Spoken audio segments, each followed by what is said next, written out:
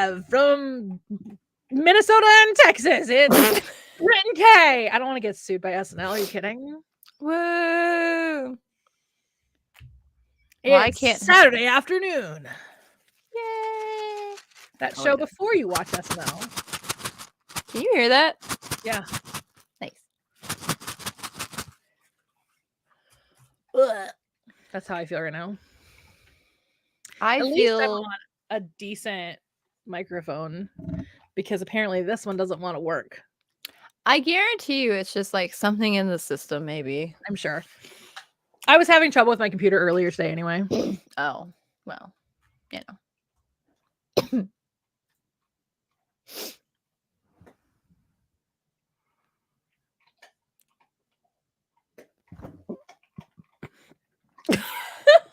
I thought that was going to be a much bigger burp. It was not. You failed to impress. It's fine. It's still gurgly like right here. And I hate it. I have to avoid gurgly because last time it was gurgle, I was not happy. There you go. It was better. Was not great. It looks like the dragon has eyes now. Oh my god. He looks very angry. He does look very angry. How dare you place me here so late? Gotta go to Twitters, to the Twitters, and tweet out what we are. Why is Big Brother trending? Hold on, now I gotta find out what Big Brother is trending. Switch 2 is trending again because people are making nonsense up, and I'm just like, what's this? And all I really want from the Switch 2 is for it to be 1080p and for it to not have drift in the Joy-Cons. That's all I want. Yeah. Because otherwise, I love the Switch. I really like my Switch too. I love my Switch so much. I bought some games for it that I thought I would end up playing because I'm sick. But no. I just slept. And then I played my phone games. I should have known that I would become an app player. I've spent money on apps. Like you've spent real money on apps? Yeah. I have always spent real money on apps. It's just the way that I justify it is I go, if this app cost this much money, would I still buy this? Like, would I still get the app? And so if I'm like, yeah, I'd spend like $10 to get this app, then I can justify spending $10 in app purchases. But then I draw a hard line at that point. Yeah, there's one game, the one that I've been obsessed with lately. I'm like almost at level, I'm at like level 900 something. I didn't realize I was that like far in the game. And it keeps pushing these ads like, oh, upgrade your things by spending $5. But they do that thing where it's like, this was originally like $15 for this upgrade pack, but now it's $5. But it keeps showing the $5. So it's like, were you ever really 15? Yeah, I used to work for a store that did things like that were like, it was a perpetual sale. And I'm like, it's like, I mean, I did spend money, but you know. I am actually severely disappointed that we did not actually get much of a winter storm. They changed the forecast for us now. Now there's like no snow in the forecast. We got basically a slightly more than a dusting of snow. Oh, that's lame. Yeah. Though my commute home yesterday, because I was actually in the office yesterday, the commute home was still really icy. So, you know, yeah. You got nailed. You got nail. Yeah, I've heard that. Just one. I've heard that. I know one of my coworkers who lives in the Mankato area, which is southwest Minnesota, for anybody who doesn't know. Okay. Thank you. The other place I could go get Pita Pit. If I wanted to go west instead of east. why do you do that? You're so weird. I know. If I want to go west instead of east, I can go to Mankato to get Pita Pit. But apparently they got nailed too in Mankato. Do you want me to open that? Fine. Relax, dude. Goodness gracious. Calm down. We got nothing. No snow, which is good because I don't want to deal with that. When we get snow, it's bad. No, thank you. Because nobody knows how to drive down here. Nobody knows how to drive here either when it's snowing. It's weird. You would think that we would know by now how to drive in snow. Or maybe you should roll the dice.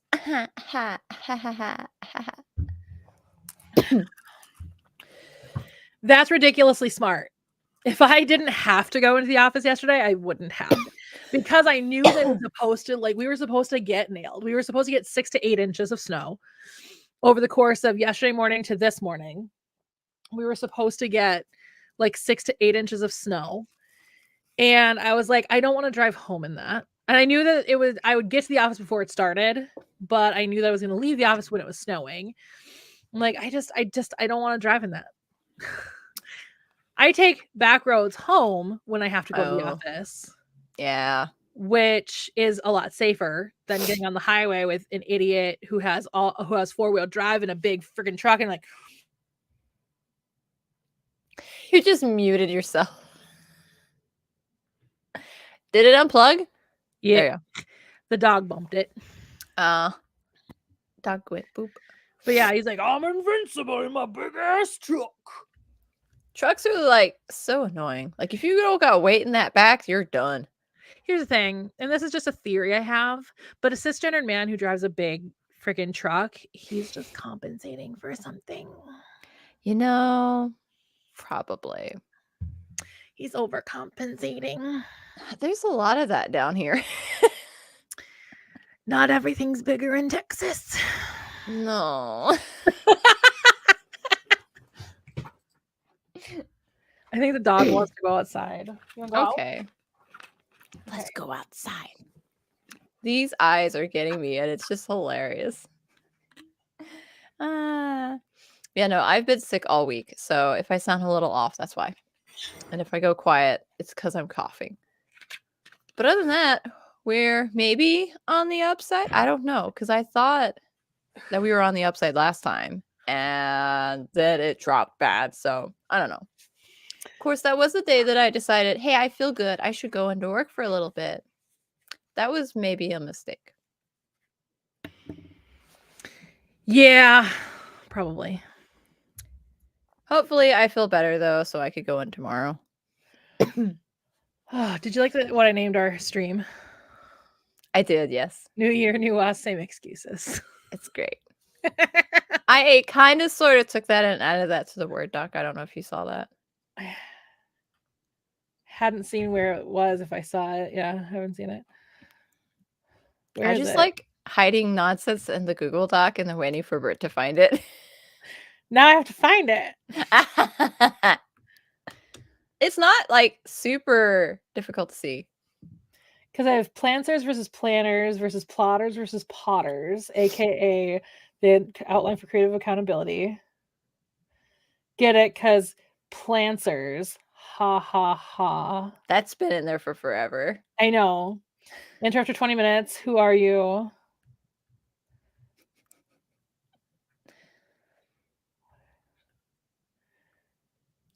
Aw, that's bummer, kitty.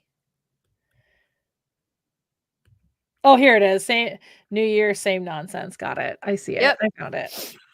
That's where the NaNoWriMo thing was, so I'm just going to change that to fit whatever fits the month. That works. I think it'll be funny.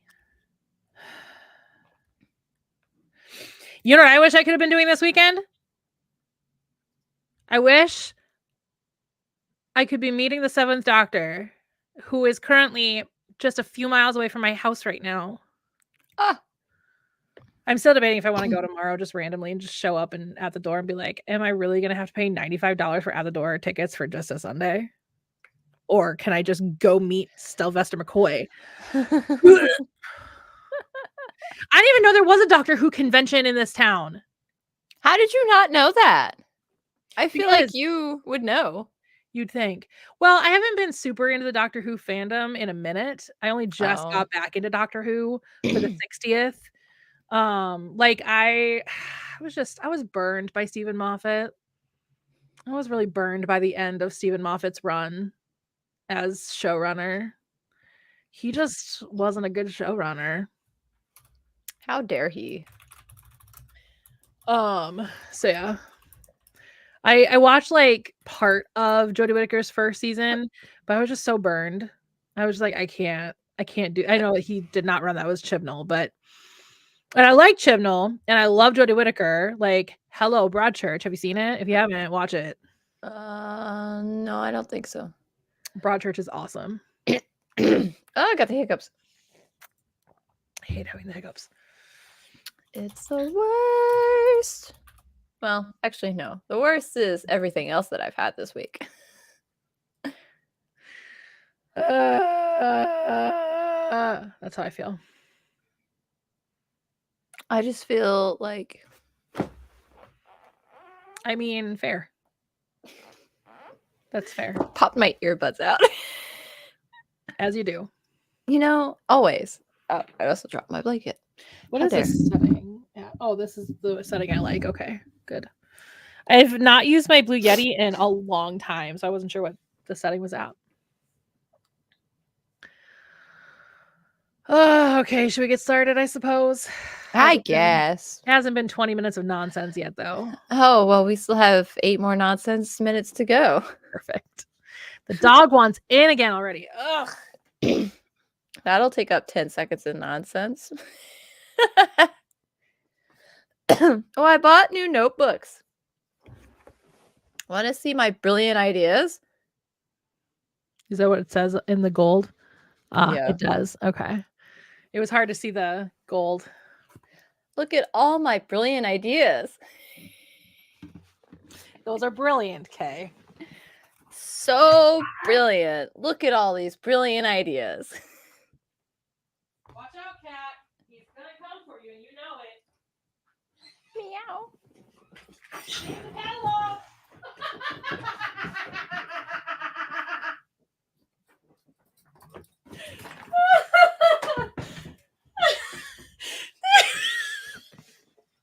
Well, we missed Comedy Gold. What happened?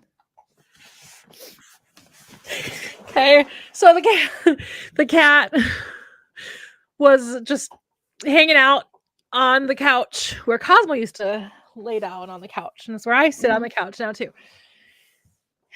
But she was just sitting there, mind her own business, and I went to go get the dog, and she was unbothered. She was like, "Okay, get the dog, get the dog." And I was like, "He's gonna come after you. You know he's gonna." Sure enough, I open the door. Not only does he go after her, but he purposely jumps on the cushion right next to her. And she goes, whoop, boom.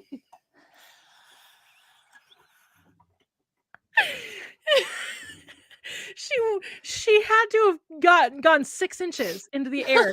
And just in a laying position, her eyes went. And then she tried to get her footing, but she just kept bouncing. And she finally got her footing and then jumped under her cat tree.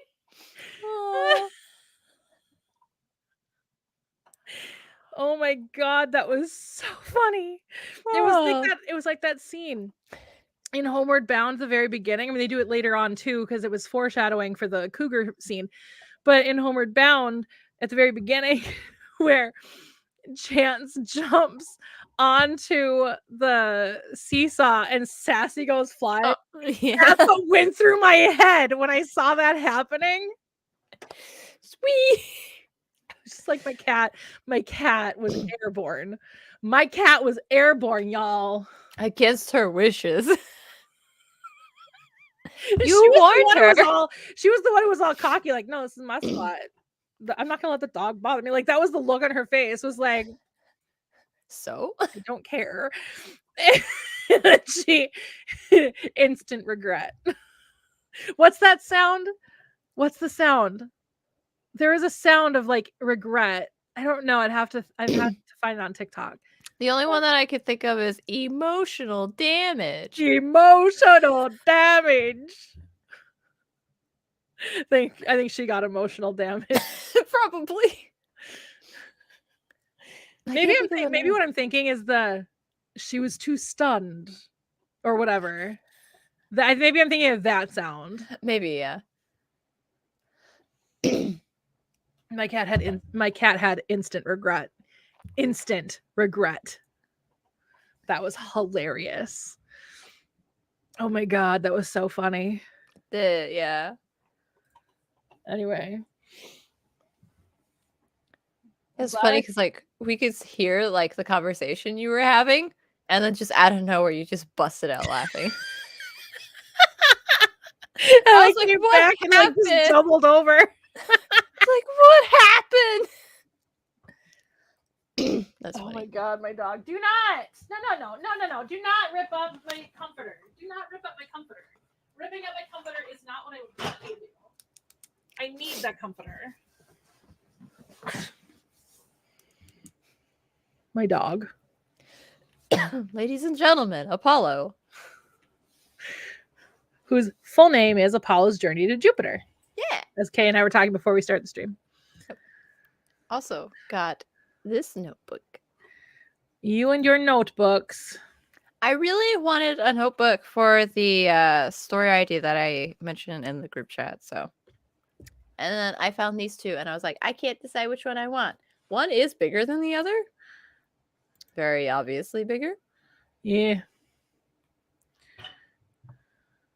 Oh, look, it's a book talk.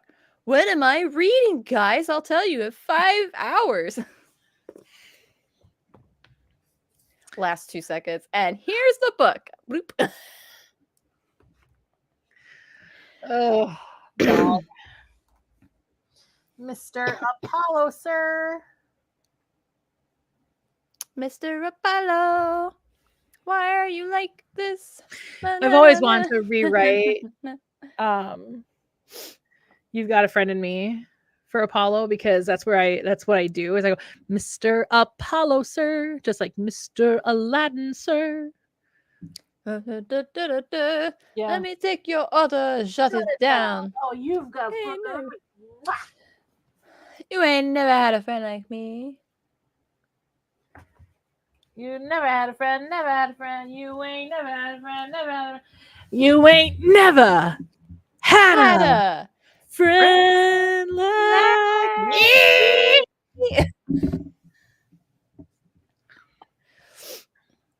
Right? So, like, I buy journals and then I don't use them. But it's just the way it always works, though. Yes, but I'm trying to be better at it. I did start using some of my stickers. I put more stickers on my laptop the other day. Oh, yeah? Mm-hmm. I like turning stickers into magnets. That is fun. I have so many stickers. I want to get one of those reusable sticker books so I could, like, put them in the book and at least not have them just, like, very loose everywhere. Yeah. I have a few stickers I still have to turn into magnets. I just haven't bought magnets off of the Amazons yet. Yeah, we got some the kind that you can, like, cut. It's like this giant paper sheet of a magnet and you just like cut it. We got some of that for work and it did not work out, so I'm mildly tempted to borrow a sheet.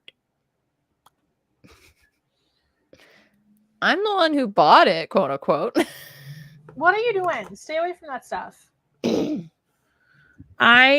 anybody who does not know, I bought myself an elliptical and I have not put it together yet. So all the pieces are just hanging out over there. And so if I look over there, that's because I'm trying to make sure Apollo is not getting into it. So smart. He wants to become big and strong. Just ellipticals are my favorite way of getting cardio. I'm not really a runner, so I like the cycles. Those are cool. I really love bicycling.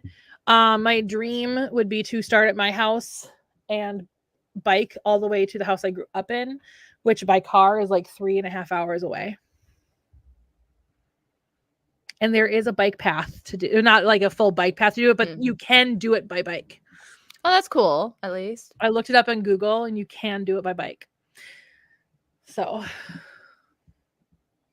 nice. Whether or not I actually do this, that's still to be determined. That'll be a long trick. But it is a dream. Well, and I would spend a whole weekend doing it. So like I would, okay. Stop in a hotel for a night. Like I would do it from like a Friday to a Sunday. Oh, okay. I'm gonna have somebody drive me back because I'm not gonna bike back. Right. I'm gonna do it one time, just say I did it, and make content for the internet, and hope I don't die doing it. Please don't. So that'd be one hell of a vlog, though, wouldn't it? That would be a pretty cool vlog. Yeah. Vlog, blah, blah. Let me see. Actually, I can't remember how many miles it is. I should look it up. Many, many miles. Let's see. Okay, so my current address is, I'm ready to say it, everyone. Ready to hear it? Just kidding. 1, 2, 3, Holiday Dream Street. Okay, what are you doing? Oh, sorry. I almost said the address I grew up on, though, but I still don't want to say that one either. Yeah, no. Because then it just takes a little Google search to figure out where you are. Well, whereabouts. And again, that was 3.5 hours away by car. Still. Okay, sorry, 2.5 hours. Oh, you added an hour. So it would take 14 hours if I did it nonstop. Take 14 hours to bike. And it's 174 miles. That's a lot. To do the biking. Where did it take me? It's going to take me up take me away through Coon Rapids for some reason. Na, na, na, na. Take me away. It's going to take me through St. Cloud. Ha ha. That's where I went to college, if you didn't know. Oh, it's going to take me right by the university. It would have me bike through the university. Oh, that's cool. That's kind of cool. Freaking weird. It was weird when I went back to finish my degree and I had to commute up to St. Cloud once a week, which oddly enough just started again. I just saw a Facebook memory of that today of being like, my commute starts on Monday. But that commute that I had once a week on Mondays, and that very first time going to campus and stepping onto that campus and going, this is weird. All right, now we should get started. It's been 22 minutes of nonsense. Oh no, that's 2 more nonsense minutes. Well, we were an hour late, so. Oh, that's right. We have to treat them. So hello, my name is Britt. If you've not been to our live streams before, my name is Britt. I am right now just a contemporary romance author. However, I will be writing under a different name that I have not announced yet.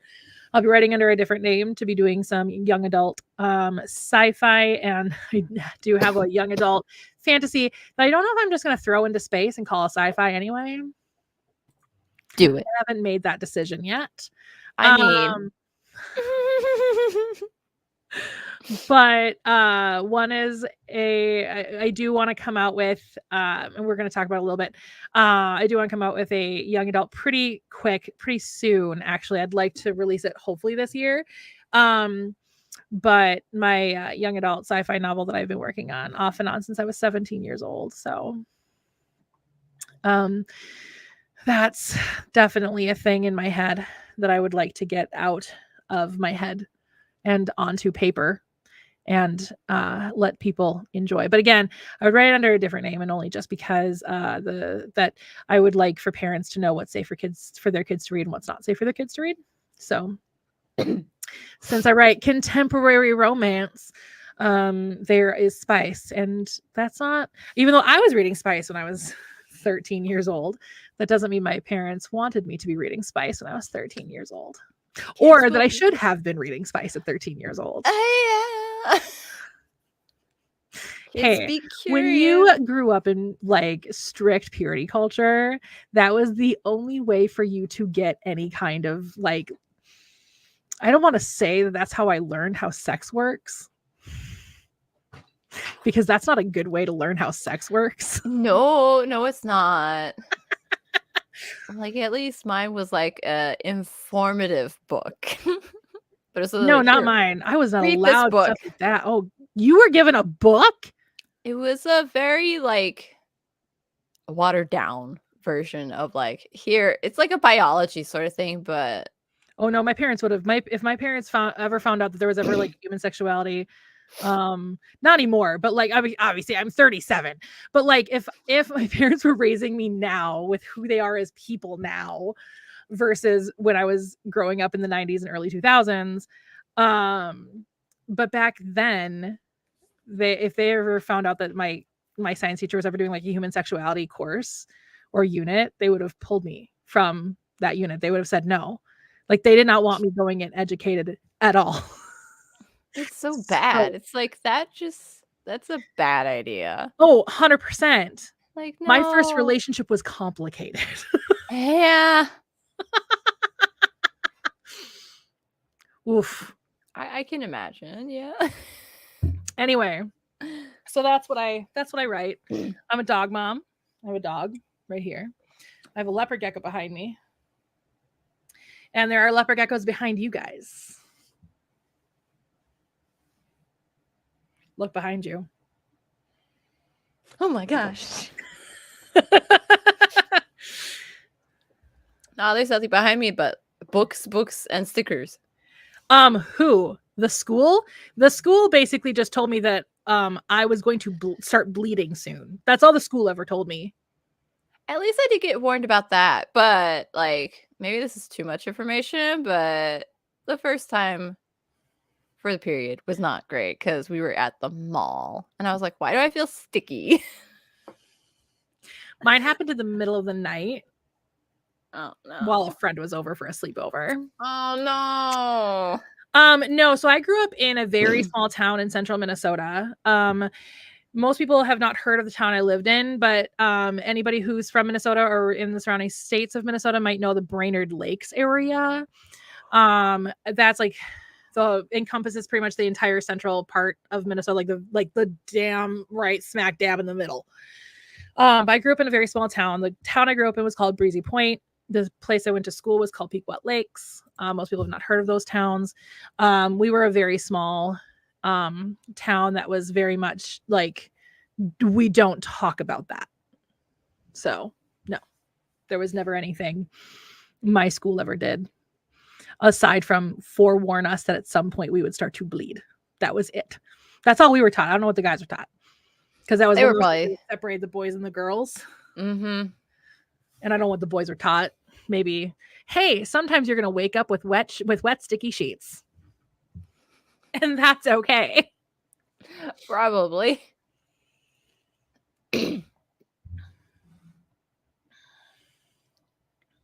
Right? Like, oh, if you don't talk about it, it won't happen. No. Yeah, that's exactly, I think, what was in the heads of everybody, though, was, it still happened. I can't tell you how many times I walked into the girls' bathroom and walked straight back out. Like, nope. There was one couple in my high school that everybody at some point walked in on. Oh my gosh. Yeah. How they were not suspended or expelled from school because they were doing that on school property is beyond me. Were they rich kids? Well, I was the rich kid, remember? This is true. We discussed this because every so often it's like, wait. You and I grew up so differently. It is so funny. Yeah. So yeah, until like the year 2001. we were the family that would get into an airplane every year and like go to Disney World every year or go on a cruise. Hence my first book. Because I'm like, you know what I want to do? I'm going on a cruise. I don't have the money for that anymore. No. The economy kind of fell apart for us, and my parents do not have the kind of money they used to have. And I don't have the money I used to have. I was never a trust fund kid. I wasn't that rich. But can you imagine? Oh my God. That'd be so wild. I wouldn't be working right now if I was a trust fund kid. Right? You'd be living the life.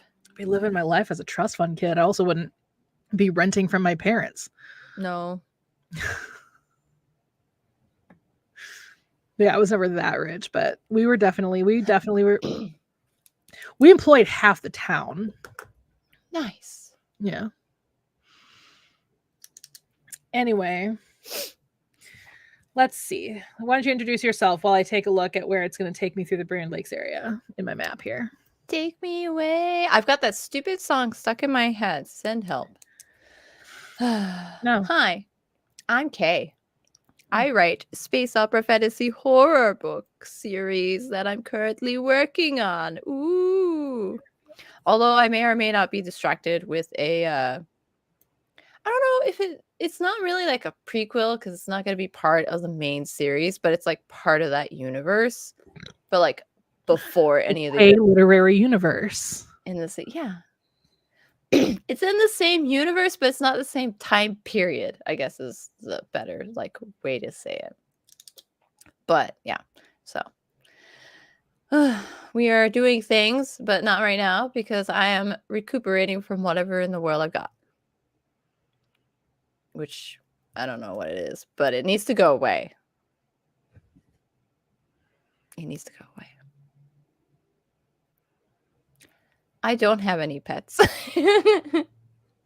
But I do, however, have Van Gogh! And he's being stalked by Luigi today. A giant Luigi with a flashlight. Is he being stalked or is he, I don't know, leading him towards victory of some sort? I don't know. I don't know. I also don't know. I just thought it was funny.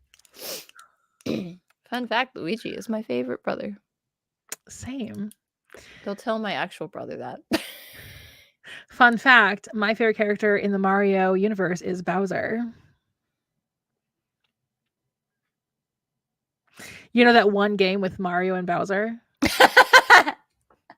There is only one game with Mario and Bowser. One game with Mario and Bowser. One game. The rest are King Koopa, you know. It's a little story from my nephew on Christmas. He wanted to play that one Mario game with Bowser. And I laughed thinking he was joking. And I'm like, oh, the one Mario game with Bowser? He's like, yeah, instead of King Koopa. Something like that. I don't remember the specific like words anymore, but yeah. I'm like, somebody needs to be educated on the history of Mario. My brother would happily do that. My friend Remy's kid would also happily do that. Probably honestly, having kid and grandma would be like best friends because they're so similar. I'm trying to think about more about me, but right now I'm just too sick to think. You have a dragon that has googly eyes right now. I think it's hilarious. It looks so funny. It looks so funny. Like I put him down there because I always like have him during the stream, and I'm just like, wait, it looks like he has big angry eyes. It's hilarious. But yeah, so let's talk about things that we should talk about, I guess. Things that we should talk about. You mean like the goals that we made last stream? So what have you accomplished since the last stream? Better beat those goals. So my goal was to finish The Man from the Stars, which is the young adult sci-fi that I was talking about a little while ago. And I've done literally no writing. Okay, I feel better now. Okay, but the one thing that I have done, so there is this, they're going to be standalone books. Like you don't have to read them from start to finish. Like you don't have to read the first and then the second, then the third. They're going to be standalone books. They're going to be a series of of adult romance, technically new adult, because they're going to be, young adults. They'll be, adults, but they like 18, college 19, kids? 20. Yeah. College kids.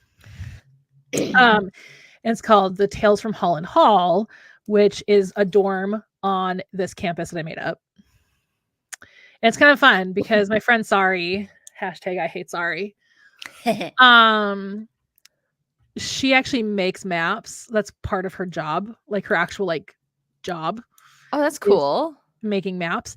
And so when she was like, "You want to map out a whole university?" And I'm like, "Yeah." She's like, "You have a friend that makes maps." And I was like, "So sorry to make the map, but I'm going to actually like create this whole like university, like buildings and dorms and cafes and, little things like that."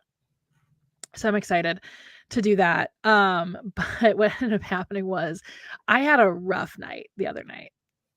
A rough night. So, my dog has kind of made it a weird habit to want to go potty in the middle of the night. It started when okay, he's got a bone there were crunches that I just was nervous about for a second. But he has kind of made it a habit. It started with when he had the runs and he needed to go potty in the middle of the night. And so, but now he's kind of made it a habit. Now he's kind of trying to do it every single night.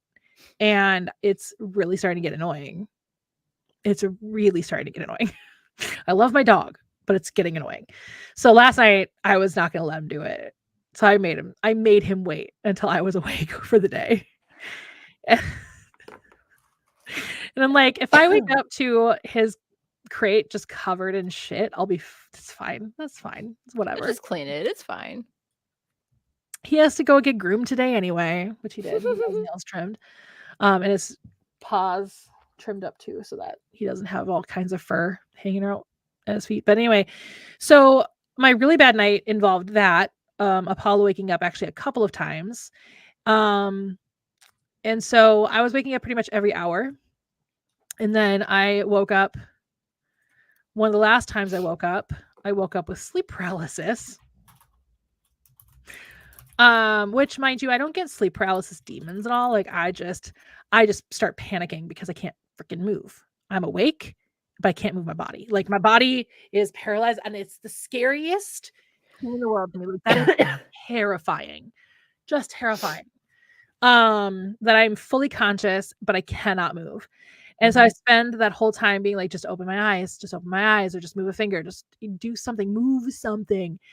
And eventually, obviously, I move something and then I'm awake. So I had a rough night.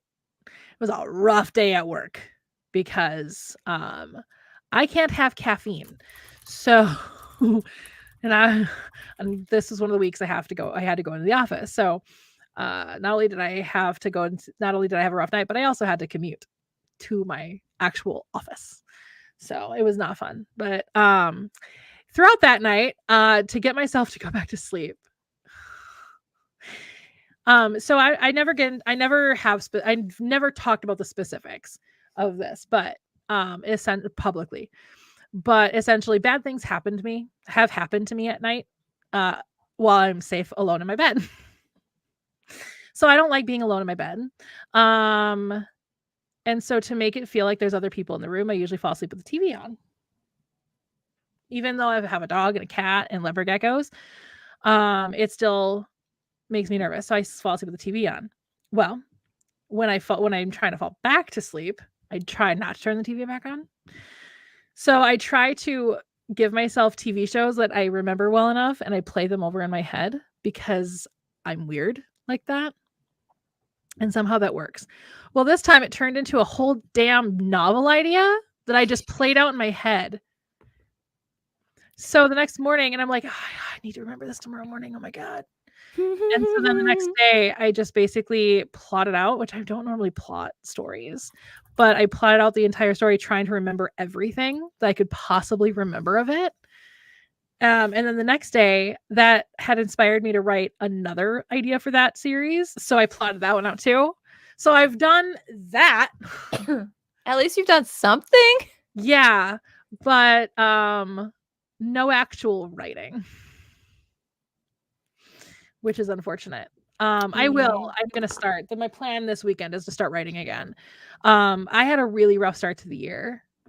So I had a lot of mental health stuff going on at the start of this year.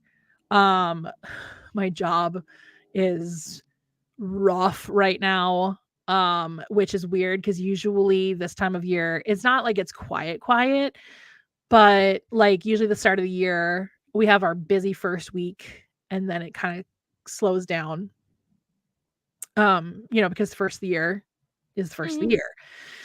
And we had 2 holidays where we were closed, so in a row.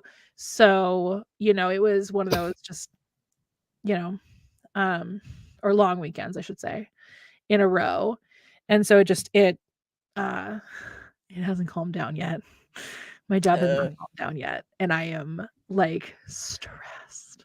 But that's okay, because I get to be back home now for a little bit, and I get to focus on other things this next week to calm myself down. And I'm still doing a lot of like self-care stuff to try and calm myself down. So like I turn off my screens for an hour before I go to bed. Except for Friday nights, but that's a whole different conversation. But yeah, so don't rip my comforter. Don't rip my comforter. Stop. How many times do I have to tell you to not do the thing that you're doing right now? Every single time. Ugh. I'm gonna do every time, all the time. Ah!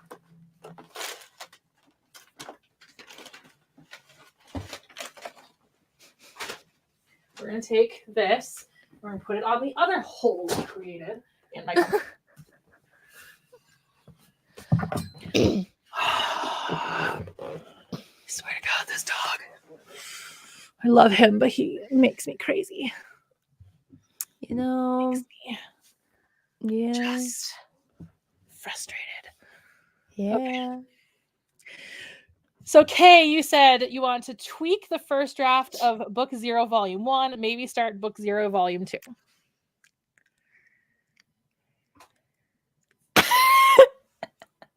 Okay, so but you got sick. I got sick, yes. So that kind of like ruined all that. But hopefully like next week will be okay because I get like paid day for working holidays now, so that's pretty cool. But I haven't like actually written down anything. It's all been like up in here. So I know what I want to change, and I have an idea of like one thing that I want to change. So I know what I want to do. I just haven't gone into the document and done it. So, and then I haven't figured this out yet. So with Book 0, it's kind of like in sections, right? So it's like Book 0, Volume 1, Volume 2, blah, blah, blah, blah, blah, blah. And in each of these volumes for Book 0, you meet one of the characters of the crew that'll take you through the series for the most part. And I thought maybe I might keep the main character young for a little bit. Because I know, like, we kind of talked about it where it's like, oh, well, maybe she'll, like, grow up a little kind of near the end of Volume 1, and then it'll progress there. I think I want to keep her a little younger still, just to, like, I don't know, so you get to, like, see the way that they bond over time and stuff. So I think that's what I want to do. Is this really our 6th stream? Wow, we've been doing this for 6 months. We have? Yeah. Dang. Wow. Sorry. We should plan an anniversary stream. Well, we'll do that at the year anniversary, maybe. Because this is our 6th one. So, like, we're going to do an anniversary. We should have planned one for this time. Well, no, like for the 12th episode or whatever you want to do. Like, anytime I think about doing an anniversary thing, I think about it like a week before it actually happens or a week after it happens. Yeah, so you're thinking the same thing for the year anniversary. Yeah. We'll do something special. I don't know what. Maybe actually accomplish our goals. So funny. That's why I named the stream what I did today. I was like, new year, new us, same excuses. Is it really new us then at that point? It's a new us in the fact that, like, I mean, I guess it's not totally new because I got my bangs in December, but like I have bangs now. I'm using new shampoo and I'm sick, so you know. Oh, new year, new us. Wow. New year, new dragon. You've never seen this one before. He's very angry. Oh, what did I just do? Cancel. I was trying to add a comment. I mean, you could add a comment if you want. No, I'm good. I'm good. That's so fun. But yeah, so unfortunately I didn't do any writing. I don't think I've actually like opened up my laptop this year at all. I opened it up and had it turned on today, but another thing that's happened is mom had a concussion and she's also sick. So she's got like a double whammy going on right now. So That's like rough. she wandered in and we've been chatting, so because she can't do anything except read books. She's like she can't bend over, she can't do this, she can't do that. Like she Yeah. can have TV like and phone time and stuff, but it has to be limited. So Yeah, I remember the last concussion I got, which if you remember was when I was hit in the head with a baseball bat. yep. I love leaving context out sometimes because it makes for a more interesting story rather than I played catcher for many years up until the pandemic. We never got back into it after the pandemic. I played catcher for a city league, beer league softball thing here in town. And the guy had not played softball before and or even baseball for that matter, and we used metal bats. And when he hit the ball, he just kind of let go of the bat and it right in my forehead, which luckily is the strongest part of your skull, according to the doctor. Anyway, I got a concussion from that for obvious reasons. Mm-hmm. That was back when I was still doing real estate. I'm no longer licensed in the state of Minnesota. I actually technically have to say that every time I talk about the fact that I used to do real estate. Really? Yeah. I have to say I'm no longer licensed. While I was licensed, I had to say if I said I was a real estate agent on social media, specifically on social media. But when I was in real estate, I had to say licensed with, and then I had to say the company I was licensed with. That's interesting. If I ever said I was a real estate agent, yeah. So, but yeah, so when I was in real estate, I'm no longer licensed. I had these clients that were really struggling to find a house. They were family friends, or they are family friends of ours, but talking past, they were family friends of ours, and they were really struggling to find a house. And it got to a point because the town they were looking in, trying to really be careful because they've got young kids, so I don't want anybody to know even the town that they were looking in. So the town they were looking in, houses were disappearing like that. Like within hours were disappearing. Like Whoa. the dad and I, so my friend and I, we would literally he'd get a notification from the MLS and he'd call me and he's like, I'm heading out for lunch. Meet me at this house in like 20 minutes. And I'm like, cool. I requested a showing. Let's go. And we'd go. Anyway, so I got a concussion and I was told specifically upon leaving the hospital, do not drive. Mm-hmm. Do not look at screens. Mm-hmm. Do not do anything. Just rest in bed Mm-hmm. until you're for at least 24 hours. Yep. And so here I am laying in bed and I get a call from my friend and he's like, I got a notification. Did you get that notification? And I'm like, I'm not supposed to be looking at screens today. He's like, why? And I was like, I had a bit of an injury. I spent the night in the hospital. I didn't spend the night in the hospital, but I was in the hospital that night and discharged me to go home to sleep. Anyway, and he's like, well, meet me at the house in 20 minutes. And I'm like, okay. Mind you, when you have a head injury that is in the forehead, the blood will seep down and settles right here. So at this point in time, I had 2 major black eyes. Oh no. So not only that, but I still had the bump Mm-hmm. from the injury and the black eyes were starting. And so I'm like, well, this is gonna be interesting. So I pull into the driveway of this house. Mind you, this was the house they ended up buying. Oh wow. Yeah. I pull in the driveway of the house. I put on a hat and I put on my sunglasses and I walk up to them. I'm like, hey. And they're like, hey, how are you? I'm like, I'm good. Yeah. See, this isn't much of a. I mean, this is a funny joke, but it's not a funny joke because I used to be an actual competitive fighter. So yeah, I've had my fair share of concussions and black eyes due to competitive fighting. But yeah, so I always laugh when people are like you should say that because I'm like, but people would believe it. It's like they actually would. And people who know me in real life know that I used to competitively fight. So yes, then put it on your cards. She really goes to bat for her clients. So because they're my friends, I pulled off the hat and pulled off the sunglasses and like, what happened? And I went, so you know how I do the softball? They're like, yeah, I got hit in the head with a baseball bat last night. And they're like, are you like, were you attacked? And I was like, no. Like, just it was an accident. Everything's fine. I'm fine. But like, I'm not supposed to be driving. They're like, why didn't you tell us? Like, because you really not want to see this house. But yeah, they ended up buying the house. Hey. So I've come to the realization that concussions are good luck charms for me. That's bad.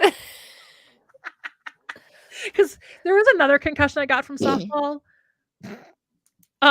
Like the year before that. Like they stopped letting me play the first game and the first May game because it's the first May game. I always got not always. The 2 times I got the concussion were the first May game. So they stopped letting me play the first May game of every year after that. But I got a concussion there too, and then something good happened the next day, and I don't remember what it was. And I can't remember anymore what it was that happened. But yeah, and so I'm like, I guess concussions are my good luck charm.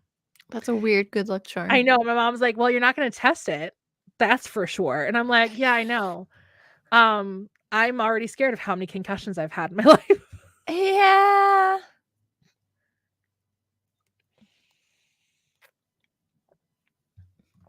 So yeah. So that's my favorite concussion story. It's fun.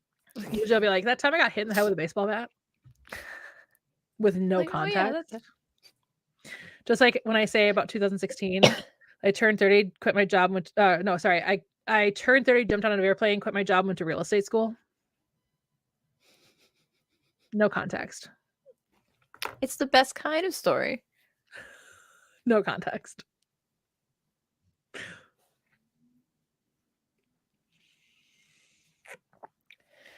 Ugh. Writing. Why are we doing it? Oh, wait, actually, why aren't we doing it? That's the better question. You know what? I haven't checked in a long time. I haven't checked my sales in a long time. Should we check my sales together? Do it. ABC 1, 2, 3. Sing the song next time. No. Let's take a look at my reports. I thought you were going to say report card and be like, yes, let's see what grade you got. Nothing from Amazon lately. Lame. Normally, I would think in advance, but I did not think in advance. So I don't have your book right here for me to be like, boop, boop, boop, boop. I technically have it in grabbing distance, but I don't feel like grabbing it right now. Well, it is in grabbing distance, but it's underneath some poetry books, which is underneath a bucket of candy. I am not joking. That's fine. I don't know how to log into my Ingram Spark. It's right here. It's under here. I don't know how to log into Ingram Spark. I guess I'll just have to do it on my laptop later. There is. Okay, so this is very much not your book, but I was on TikTok and there is a book. If it's not my book, it doesn't exist. What about mine? Well, it doesn't exist. You don't have one yet. I don't have one published yet. It doesn't exist in the form of being published. It doesn't exist in the form of being written. It is written. It's just in the first draft stage. It's not all written. No, it's not. It's very much not all written. But anyway, have you seen the book? What is it called? House of Leaves or something like that? I've heard of it. It is wild looking. Like, you have to work to read it. You would not have a good time with this thing. But like, Why? Let me see if I can. Oh, I'm chilly. It's chilly down here. So it's basically what is this? It's like a mind-bending cult classic. Okay, yeah, sure. So you know how most books, you have the book and you have all the text in nice organized format, right? Yeah. This one is not always nice and organized. It is literally, you have to solve kind of. That's a bookception. A book within a book within a book. Yes, but like the way that they did it, this book is wild. Can I Wait, find... maybe I've heard about this because I think I remember one of my employees talking about this. Because then I told them about Horror Store. Which is a horror novel, but here, let me grab it. It's in grabbing distance. This should be easy to grab. Ooh, a horror novel? It's a horror novel, but it's designed, you gotta look at this, Kay.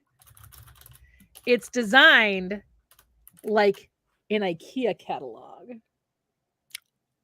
So it looks like an IKEA catalog. So it's got like a store. And then I can actually read backwards. Fun fact. It has like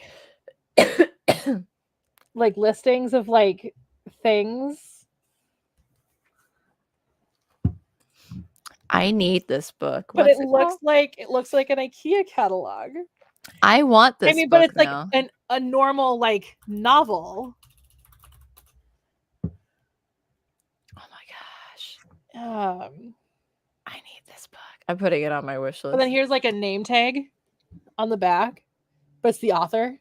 That is cool. Yeah, it's super cool. Oh, and then like, of course, because you know, if you've ever been to an IKEA, you know, they have like these maps of the store. That is so cool. I need this book. Yeah, and it's just fun. And like it's got like, so if you look, you'll see all like the little horror things like. Oh my God, I was just looking at the cover, yeah. But yeah, it's like little miniatures. That's cute. But yeah, and you'll see here like they got the prices just like they do on IKEA catalogs. It's so fun. So but yeah, this is so cool. I need this. I bought it just for the aesthetic. I'm going to read it eventually, but like I bought it just for the aesthetic. This is so cool. See, this is what I want. I want something fun and cool. Oh, I didn't know. I had no idea that Grady Hendrix is extremely prolific in the horror genre. So this must mean this is a good book then. Because that doesn't mean anything. Well, I suppose. Just because this is better. This is more like the actual IKEA map. Oh yeah. That is so cool. I'm struggling. Yes, you are. Well, I can't, like, it's just an awkward positioning, and I was in an awkward position myself, so. Uh-oh. I mean, I guess being prolific doesn't mean it's great. No. But I got it for mostly the aesthetic anyway, because this looks just so fun. Just to be like, yeah, I've got this. Want to read my IKEA catalog? Sure. Maybe I should write it, Kitty. Maybe I should write it. So here's the thing. Like, I don't care if I'm scared or not. Like, as long as the story is good, I don't need to necessarily be like scared personally. I mean, some people, that is what they want out of the horror genre, and that is a fair want out of the horror genre. I'm not saying like, how dare you want to be scared? You know what I mean? Like, no, like I obviously, that is definitely what some people want out of it. But like for me, as long as the story is good, I'm happy. No, it's not. It's definitely not just a you thing. I know plenty of people who want to be scared. Because for some people, that's really cathartic. Did I save this? Where for me, like crying is really cathartic. Like I like to watch shit that makes me cry.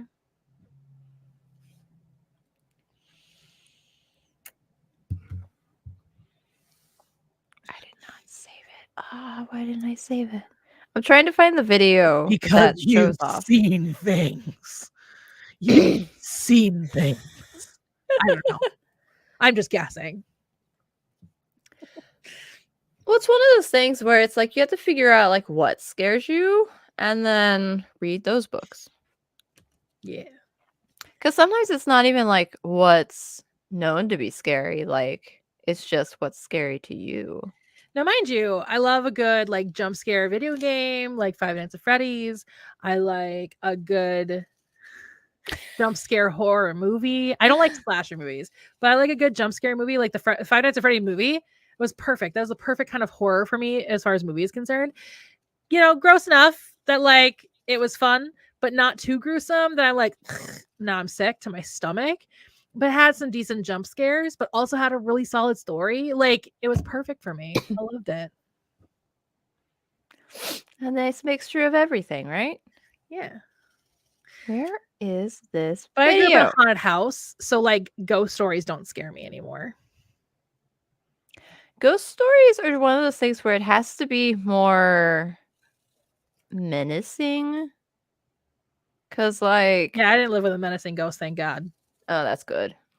That would be awful. He's just kind of a trickster. He did a bunch of weird shit. I have a whole video on it on my channel, and I talked about it with my mom. Isn't that like a poltergeist? Yeah, he was very Yeah. poltergeisty.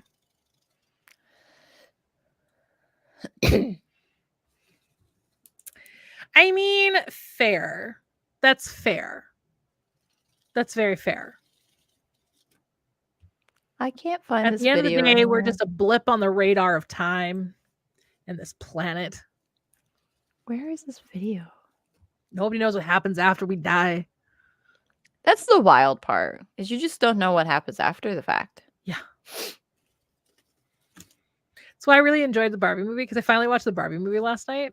And that was what kind of got her going at first was, has anyone ever thought about dying? And then the whole party It's just so fun. stops. It's like, what did you just say? Yeah, it's very possible because I know I do the same thing, like nothing matters. I literally said at one point when I was a teenager dealing with my depression, I literally said, what's the point of doing homework? You're born, you live a little, then you die. Right? And my parents were like, yeah, but it's what you do when you live a little that matters. And I'm like, no. Oh, wait, is this That it? doesn't matter. I failed it. Okay. I'm sending it to you on TikTok for you to watch after the stream. There. Otsy. Because the House of Leaves is Oh, just shit. wild. Yeah, that confuses my dyslexia a lot. Right? That's what dyslexia looks like, y'all. Oh, no. That's just what dyslexia looks like. That's very unfortunate.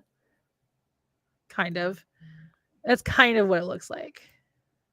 I feel like it's the words just look like jumbles. Like, you know, whenever you're looking at something that's written in another language, I feel like that's what dyslexia is kind of like, but you Yeah. like slightly recognize the symbols, but not enough. You have to like focus to figure it out. Yeah, it just takes my brain like an extra couple seconds to actually like go, oh, that's a letter. Do the fonts that like help dyslexia help you, or have you tried them? Mm-hmm. I really like the fonts. There's an actual font that was created for dyslexics specifically, and I always wanted to actually publish my book in that font. But there are other fonts that just are better for dyslexics because the letters, like no letter looks the same as the other, essentially. What really helps with my dyslexia though is it doesn't cure it because there's no cure, it's a neurodivergence, but what really helps it is the fact that I grew up multilingual. So I grew up looking at different types of words and different types of letters. So I could not do red text. Although I I've see never that. tried it with red text because I also don't love red text myself. But yeah, I've heard the same thing that red text can help. I will say, like, because on my laptop for the software that I use for writing, I've got it like full black screen and then it's green text. So it's really... like computers from the early 90s. But it's not in black and white, Britt. They were well, maybe it was just the Macs that were like the black screens with green text. Maybe it was Macs. I was doing a throwback joke to the conversation we had before stream. Everything in the 90s was black and white. Oh my God. Same conversation with my nephew. That nephew's wild. My nephew decided that it was okay that my N64 was in black and white when I was trying to fix it. He's like, no, it's okay, Auntie. It's from the 90s. Everything was black and white in the 90s. And then asked my sister a few weeks before that conversation, he had asked my sister if we had rods and cones in the 90s or if rods and cones were a thing that were developed later. And my sister was like, no, we in fact had color in the 90s, believe it or not. Which is weird. He's seen stuff from the 90s. He knows he knows Pokemon is from the 90s. Like the anime, he knows the anime was from like the 90s. They do colorization, Britt. Duh. I guess. Or maybe it's because he didn't think we had rods and cones that we just saw everything in black and white. Wouldn't that be wild? My nephew's a weirdo. He's so funny, but he's such a weirdo. Love him to pieces. Apparently, that's exactly how I was when I was a kid. So I have, I have had a good glimpse of who I was as a kid. That's kind of funny. Because apparently he is exactly how I was when I was a kid. That's great. Yeah. Yeah.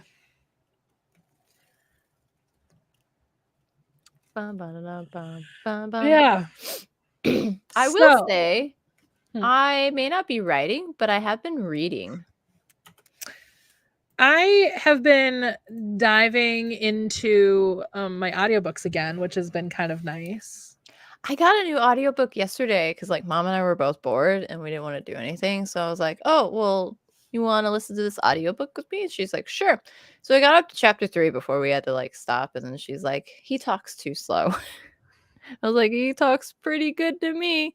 It's funny though, because it's Will Wheaton who does the narration. Oh, okay. So again, going back to our conversation, if I get a specific breed of dog, his name will be, his full AKC name will be, like Apollo's full AKC name is Apollo's Journey to Jupiter, but his common name is Apollo. This other dog's common name will be something, but his full AKC name would be a Will Wheaton joke. A joke about Will Wheaton that he would not appreciate in any way, shape, or form. No. He doesn't like that joke anymore. I'm not surprised. My absolute favorite joke that has ever happened on this planet was one time when he tweeted, is if anybody ever says, shut up, Wesley, to me on Twitter again, I'm instant blocking you. Patrick frickin' Stewart comment retweeted, shut up, Will.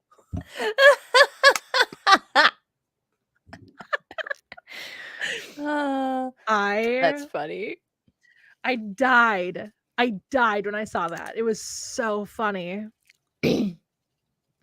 Oh, Katie, she just didn't like it. So we may see about getting like the Kindle version or like the physical version. But I'll probably keep listening to it. It's only like 8 hours and we knocked out a couple chapters. So, yeah. My only issue is I've been listening to my audiobooks while I've been not having screens on for the last hour of my day. And so I do it through my Echo. Oh. But that doesn't communicate with my actual Audible app. Oh. Which you would think it would because they're both Amazon. You would think. But it doesn't communicate that way. So like I can't, now that I've started a book on my Echo, I'm afraid to start one on my Audible app. So I can't just go between devices, which quite frankly, I think Amazon should fix. Right? Two different Amazon things. I mean, granted, this isn't an Amazon device, but Audible is an Amazon app. It would make sense for it to work. Like, that's kind of silly. Yeah. So I don't know. That's dumb. So now I'm kind of stuck listening to my audiobooks just in that last hour of the day, which is fine, but it's still nice whenever I'm doing like admin stuff at work. It's nice to like turn something on, and I don't always have a podcast to play. You know what I mean? Yeah. So, and most podcasts that I listen to are rewatch podcasts, and I'm not rewatching those shows right now. And so it's hard for me to listen to a rewatch podcast unless I have the episode like fresh Yeah. in my brain. So, like the psychologists are in. Like I love that. That's a psych rewatch podcast with two of the lead actors, Timothy Amundsen and Maggie Lawson. But like I can't listen to it because then they're talking about the episodes, and I'm just like, I don't remember enough about that episode for me to get into it. Nice, kitty. Yeah, that's honestly, Libby is a really great thing because it's getting people to actually utilize their local library again, even if they're not actively going to their local library, which I love, because libraries need more attention on them, because the last thing we need is for them to start closing down libraries. I'm reading a book from the library. I just don't read fast enough to get stuff from the library. Oh, this is on my second renewal, and it just renewed again. So, like, same. It like auto renews, so I'm like, cool. Nice. But yeah, so I just don't read fast enough for that. And I'm one of those like mood readers, you know what I mean? So like if I'm going to pick up a book to actually read, I have to be in the mood for it. And I can't guarantee that I'm going to be in the mood for whatever I get from the library. And I've got plenty on my TBR already. I don't need to add anything more at this point in time. Same, but also doesn't stop me. Oh, it doesn't stop me either. Though I have been pretty proud of myself for not getting a book of the month for the last like 4 months. Most because nothing enticed me. Nothing made me go, that's a book I want to read. You know what I mean? Like nothing like struck me. Like I usually look at thrillers, and I look for the romances first. And then if nothing in the romance section, or if there is no romance or nothing in the romance genre entice me, then I look at thrillers because I love a good thriller. I haven't listened and or read a good thriller in a minute. I should probably. This would absolutely be my life. This would absolutely be my life. I can't remember the last time I finished a book that I got from the library. I'm trying to do better. Mine was while I went back to school because I had to. Yeah, but that's because you had to. But that wasn't even like to read it. That was reference. So I didn't necessarily read it cover to cover. But I read the sections I needed, and I would like search in other sections for whatever it was I needed, like using the index and whatnot to find what I needed. So I didn't read it cover to cover, but yeah. So right now I'm doing a romance novel, which is really awkward because nothing is more awkward than reading a spicy scene, or listening to a spicy scene that somebody else is telling you. Yeah. So awkward. Yeah. And this writer is very like into like telling it all. Like my spicy scenes are pretty tame compared to some other authors out there. I wouldn't call Deepwater's got a decent amount of spice in it, like as far as like action. Like these guys, these 4 characters, they're horny. But I don't get like ridiculously explicit. You know what I'm saying? Like I don't spend an entire page explaining the actions that are happening, if that makes sense. Bye, Kay. Nothing wrong with that. I like a good book like that. I just don't write that. I write a little more concisely with that stuff. So, but that's no fun.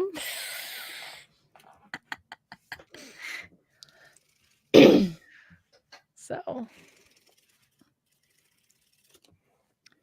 I'd be afraid somebody would like walk in because like they would leave you alone until that scene would pop up, and then everybody would have to bother you. See, and that's my thing is like because I were at my parents' mother-in-law suite, and sometimes my dad likes to store stuff in my fridge.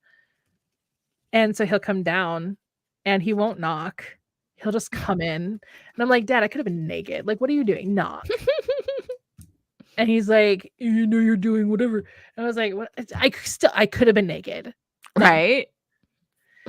And anyway, my biggest fear is him there was one day when my mom and I were watching Sex and the City, and my dad walked in on a scene, not an actual like sex scene of Sex and the City, but it was a little monologue that Charlotte had where she was so frustrated that she didn't have a great partner.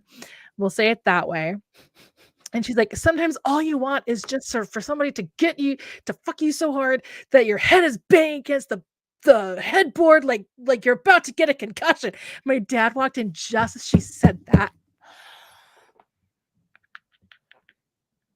And I wanted to disappear. It never fails. Just like when you're watching, just like anytime you're watching an anime, and it's always like somebody walks in whenever it's like, that scene in the anime. It's like, can we not? Yeah. Yeah. And so but yeah, so my biggest fear is my dad walking in as like my book is saying like, and I took his giant cock into my mouth. Why did you have to sound like what's her name? What do I sound like? What's her name? I can't think of her name. Coolidge? That doesn't sound right. Oh, Jennifer Coolidge? Yeah. I would totally listen to her reading a spicy book. Oh my god. I would absolutely listen to her reading a spicy book. That would be hilarious. Oh my gosh. Can you imagine? I would love that. Oh my god. Right? Like it's uncanny. It's like they know. Yeah. It's wild. Yeah.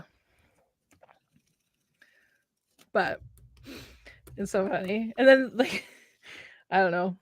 After that, my dad became a little more open about that kind of stuff with me, like to the point that he will, while I'm in the room, walk up to my mom and pinch her butt. And I'll be like, do not pinch my mother's butt in front of me. He's like, how do you think you were born? And I was like, not by pinching her butt.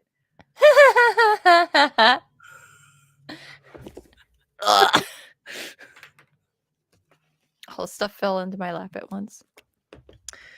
So should we talk about what we should be doing next month? What goals we want?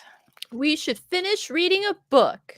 No. Creativity as in writing books. Oh, writing books. I see. Okay, to be fair, I don't want to see that either. Right? I don't want to see that either. No. Like, I get they do it, but it's like, I don't want to see it. I have this friend that used to wish me a happy birthday every year by texting me, happy anniversary of knowing that your parents have had sex.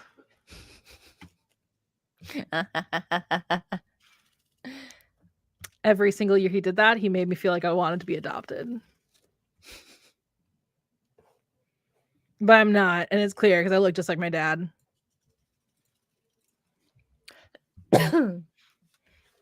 Let's see. My goal will probably be the same. Because we didn't do anything. Because I was thinking the same thing. Though I'm debating whether or not I want to work on The Man from the Stars, but I do want to work from because here's the thing. Every time I think about it, I want to work on it. But then every time I'm not thinking about it, I'm always like, so what can I write that's going to be spicy?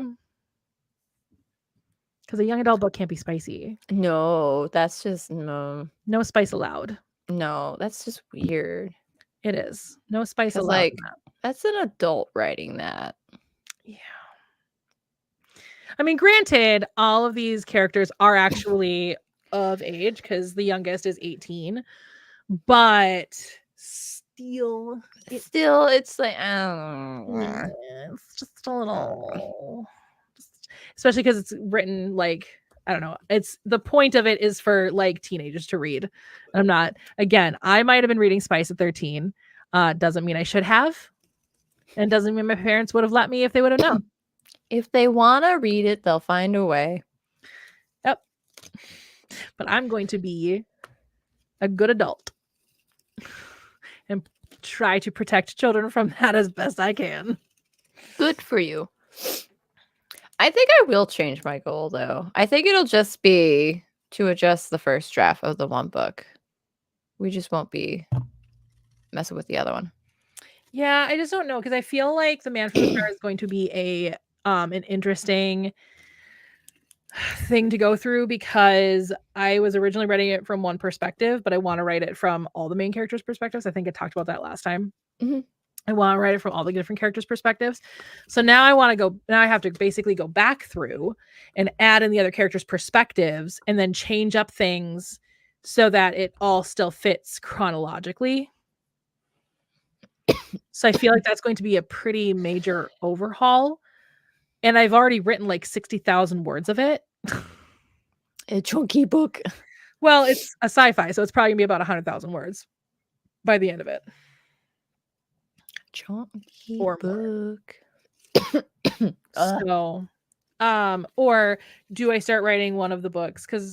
Or do I start writing one of the books that I came up with this week? I don't know. What if we roll the dice? Or do I work on the second draft of Where the Vinyl Ends?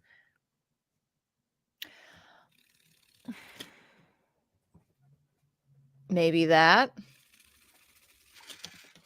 I don't know. I don't know what I want to do. All I know is I need to figure out what I want to do because I want to release another book this year.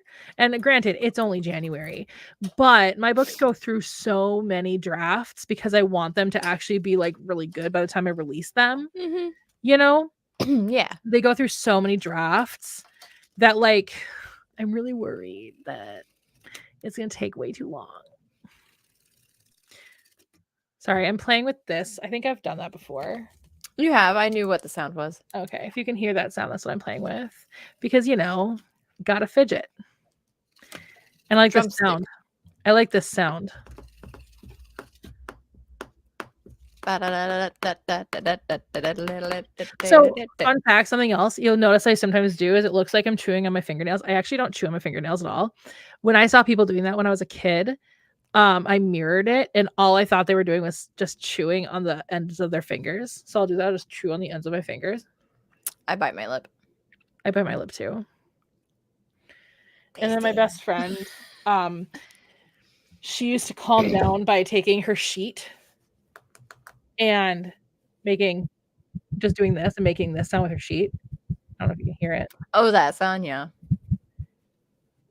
And so I would do that when I was a kid, and I was like, I don't know why this relaxes her. I don't know. What should I do? I love how you said, do a thing. All right, I'm taking votes. Okay, so what are the options? You work on The Man from the Stars. Man from the Stars. Or you work on the second draft of Where the Vinyl Ends. Or I start another book within the Holland Hall universe that I came up with this week that obviously I'm really inspired by because I came up with it this week. Why not both? No. Okay. You know what I tend to do. Start everything, finish nothing. It's great. Now when I want to release a book this year. Oh, well, you actually want to okay, well, in that case, shouldn't you do Vinyl Ends? I mean, theoretically, but then I think about it and I'm like, here's a thing. My editor is going to think I have a weird fixation with divorce because there is a divorcing couple in this book. And that is about a divorced couple who get back together. Sorry to spoil it. How dare you? That's my favorite thing about being a contemporary romance author. Be like, and then they get together in the end. Oh, shoot. Sorry. I spoiled it. Now I can't read the book because now I know what it is.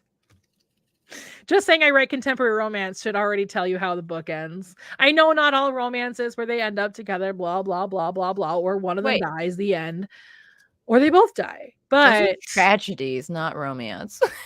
right.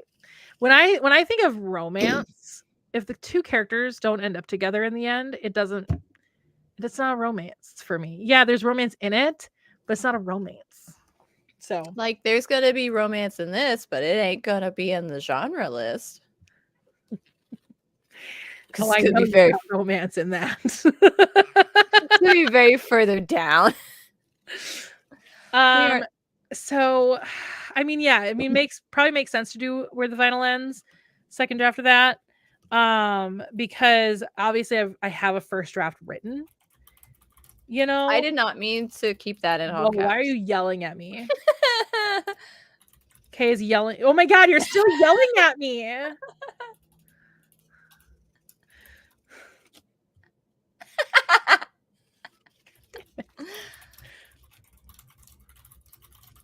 I mean, that just makes the best sense to like further things along the way. And then I can always work on the other things later. But I finished Where the Vinyl Ends. Like I finished that first draft at the end of October. So I've taken a good 2.5 months from reading it. So I usually like to give myself a little bit of time, usually a month, but I like to give myself a little bit of time so I can kind of approach it again as like more of a third party because I kind of forgot what I wrote. You know, like I remember the story and I remember kind of the big turning points of the story, but I don't remember the little things I wrote. Right. But I have a feeling that my editor is going to think I have a fixation on divorce. I'm just saying. Just tell them no. It just is what it is. Be like, I accidentally wrote this book because actually that's the truth. And it was so funny because I'm vlogging my experience writing this book, right? I'm vlogging the experience. Mm-hmm. So when this book releases, the day this book releases I'll upload a vlog, like a long form vlog to this channel about my process of writing this book, right? I started editing the first chunk, which was I did like a talking head of like, I'm going to choose a book to write. And then I'm going to write it. And then I also did a bunch of B-roll of me like typing of writing this book. Right. I was editing that portion of this video and found out that I wrote the wrong book. Which is so funny because I remember starting the book that I was planning on writing. Mm-hmm. I remember starting that book.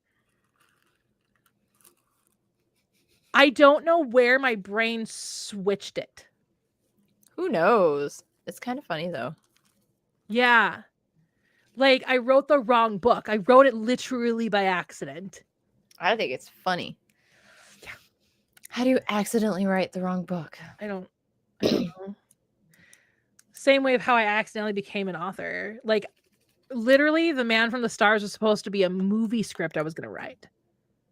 That was going to be a film script. And I was going to make a movie of this. Like this was going to be a movie series, like a movie trilogy. And then it just turned into a novel instead. That's kind of funny. Yeah. And I remember I was sitting with Sari at the time, like physically sitting with Sari at the time. And I was like, I think I'm going to write it as a book. And she's like, I think that's a better idea. At GeekCon, like a million years ago. That's funny. Yeah. Ooh, the Texans are winning. Sorry. That's fine. Oh, did I tell you that I won my fantasy league? Yes, you did. Congratulations. I get the weird ass freaking trophy. Wee. Even though I'm not going to do videos up against this wall anymore. There's, I think, one more video that's going to come out up against my vlogging wall over here because that's where my elliptical is going to go, is right there. So I won't be, unless I'm going to be on my elliptical, I guess. I won't be doing videos from right there anymore. Until, because I'm moving upstairs. This is actually happening this time. So exciting. Remember how I've been talking about this moving upstairs for like the last 3 years? It's finally actually happening this time. It's exciting. Like to the point that we have started packing. So why I bought a 143-pound elliptical is beyond me because I'm gonna have to move it later. But that's where my elliptical is gonna go. And then when I move upstairs, obviously I'm gonna have a whole new filming area. So I'm no longer gonna be filming in front of this fireplace or anything like that. I know. I was thinking about maybe doing one last like goodbye of it, but I'll do like a vlog, obviously, of packing it up and whatnot. But that's probably not a long form vlog. It'll probably be a short, but that makes sense. But yeah. What was I even gonna go with that? There was something I was actually gonna say about that, and then it's just gone now. It's gone. Okay. Oh, the dragon moved. No, he doesn't look angry. There you go. I fixed. Yeah. I think I bumped him. So yeah, I guess that's what I'll do. I guess I'll work on where the vinyl ends. You sound so defeated. No, it's not that I'm defeated. It's just like I get so excited about other projects. You know? Yeah. And I'm less excited about this project right now, but maybe getting back into it because I felt the same way about Deepwater. Like I finished the first draft of Deepwater and then I just kind of like ignored it for months, and then I went back to it and I was like, oh, this is actually really good. Yeah. And I got excited about it again. And then I missed it when I would work on something else. I missed working on Deepwater. And so like I wrote another first draft of something. Can't remember what it was. Oh, it might have been the first Holland Hall book I wrote, because I do have a first draft of of one of them. I don't know if it's gonna be the first one or not anymore, but it was always designed to be the first one. But I started working, I think, on that one, and I remember sitting with my mom going, I miss Deepwater. Aww. And she's like, then work on that. I'm like, no, I need to give myself a little bit of time before I look at it again. So, all right. So yeah, I'll work on the second draft of where the vinyl ends. Because again, that's more audiobook kind of for me, because the way I do it going into the second draft is I actually have Word read it to me. Because that helps me pick out like weird sounding sentences a lot better, and it helps me pick out typos a lot better. Because if they say if Word says the wrong word, yeah, it makes me go, wait, that doesn't make sense. That's the wrong word. I think it'd be funny if I tried to have it read mine, because there's made up words in there. So it's like, how are you going to pronounce this? Right. That'd be funny. Yeah. And it's kind of fun. I always try to put the actual name of the book in the book itself. And so, and I remember specifically, I remember saying there being like, okay, I gotta figure out how to fit where the vinyl ends into this book. That way I can read it and go, oh. It was a lot easier in Deepwater to fit. Well, yeah. Look at all that deep water. Wow. Well, because it's a play on words, because they're getting in Deepwater, because they're all it's all a lie. It's just a tangled web of lies, essentially. And then they're also on a cruise, which is, out on the ocean, which is what? Deep water. That's deep. Yeah. Did you ever watch Land Before Time? You're muted. I think Apollo did. I don't know. This Blue Yeti is really causing me trouble today. Have I ever seen The Land Before Time? Was I born in the 80s and raised in the 90s? I just want to make sure you're going to understand the reference if I accidentally start singing deep, deep, deep, deep water. Is that from one of the sequels? Mm-hmm. Okay. I don't know if I know which sequel that's from. I think it's the third one, the one where they meet Chompy. Well, that's the second one. Is that the second one? Maybe it's not. I don't. It's either the second one or the third one. Chompy's involved somehow because Chomper, whatever. And then they're like going across the deep water, and they sing it because it's scary. Oh, but that song like pops in my head randomly. Yeah, I didn't watch a ton of the sequels. I think I watched through 5, and then I stopped watching the sequels because they just got to be too kid-ish for me. Yeah. I was officially out of the demographic by that point. Why is the heater on? Have they done any recently? Do you know? I don't think so, because my brother has the like complete collection because he loved those series. I don't think they've done a recent one. The Land Before Time film. I always forget the George Lucas 2006, involved. 2016, 2016. Wait, There was a TV series too. yo, what? There was a TV series apparently. The Land Before Time franchise, yeah, 2016. Land Before Time, was it 14? Journey of the Brave. Yeah. Wow, so they didn't do one from 2007 to 2016, almost 10 years between Wild movies. Huh.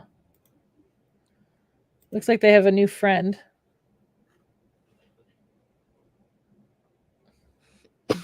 I don't know. Wild. I know he had like the stuffed animals too. I still have a Littlefoot somewhere. I don't know if he still. I assume he still has them.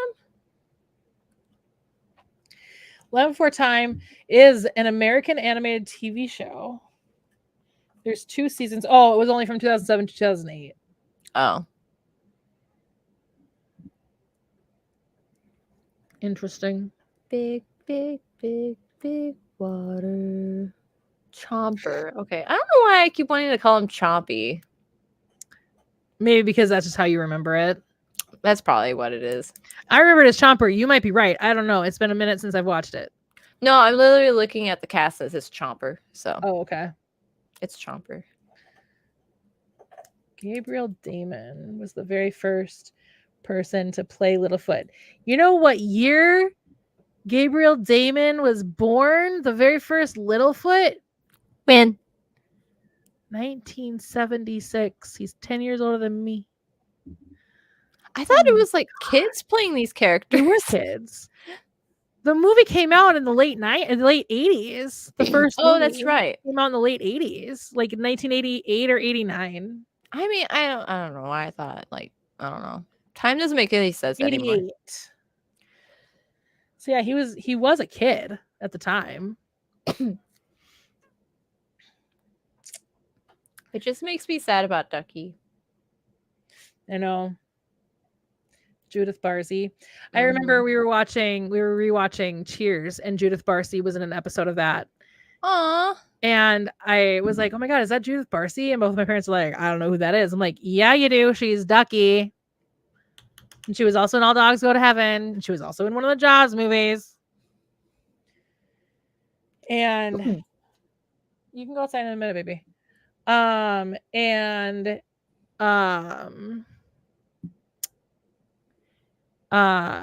looked it up and I was like, I guess it is. Like, we would never have known her face. Only you would know her face. And I'm like, go me. It's like, how do you not know? The girl who played Sarah was born 1980. Huh. Just looking at the original cast now. Yeah. Oh, Judith Barcy. God, she died in 88. How sad is that? She was born in 1978. It's very sad. God, it's awful. Especially knowing how she died. It's a tragedy. Okay, so Petrie was not played by a kid. Oh. Petrie was played by an adult. He was born in 1949. Look at this guy.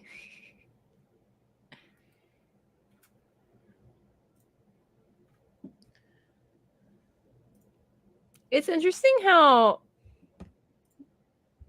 only, one of them? I don't know. My brain doesn't work fully. It looks like only one of the voice actors continue doing the voice for the next movie.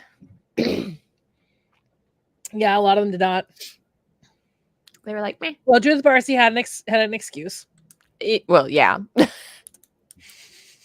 Yeah, I think Sarah was the only one that actually continued to voice the character. Mm-hmm. I mean, even Petrie was a different voice Yeah. actor.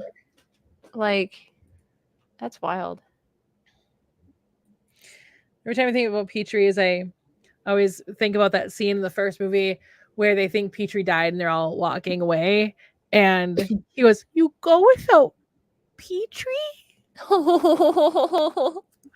And I do that all the time whenever like my family or my friends like walk away from me, like, "You go without Petrie?" That's funny. Wow, that was a weird hole we walked down. You know, sometimes okay, grand scheme of things, it makes sense. I think it's funny though.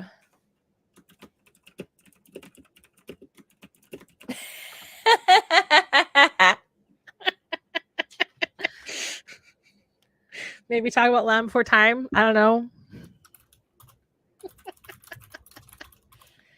Because why not? I know you want to go outside, but you cannot go outside right now. You gotta wait. Why not? You gotta wait. But Mom, can you sit? Thank you. No. That's a good puppy. I stand. He's always so funny. He's always like at attention when he sits. Yeah, you're a good dog. I love you. You're a good boy. I just wish you'd go outside and then stay outside for a good amount of time. You know what I mean? Nah. It feels so weird that we're doing our stream an hour late because it's almost 5 o'clock. Yep. It is kind of funny. Oopsie. I just grabbed his snout and held it shut for a second. I do that to play with him. I don't do it to punish him ever. It's always in play. But he always tries to make me not, because that's his version of play. It's cute. He likes that game. He likes a lot of games that I play with him, because I think anytime I'm paying attention to him, he likes. Because I ignore him otherwise.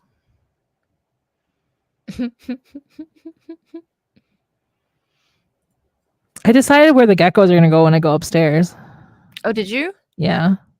Nice. They're going to go in the Corvette room. So all my reptiles will be up in the half story.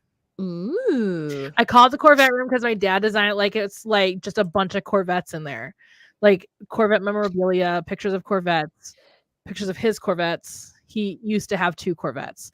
He now only has 1 Corvette. Well, he never owned both Corvettes at the same time. He owned a Corvette in the 90s and then sold it. And then he owned a Corvette, or owns a Corvette now, and hasn't sold it.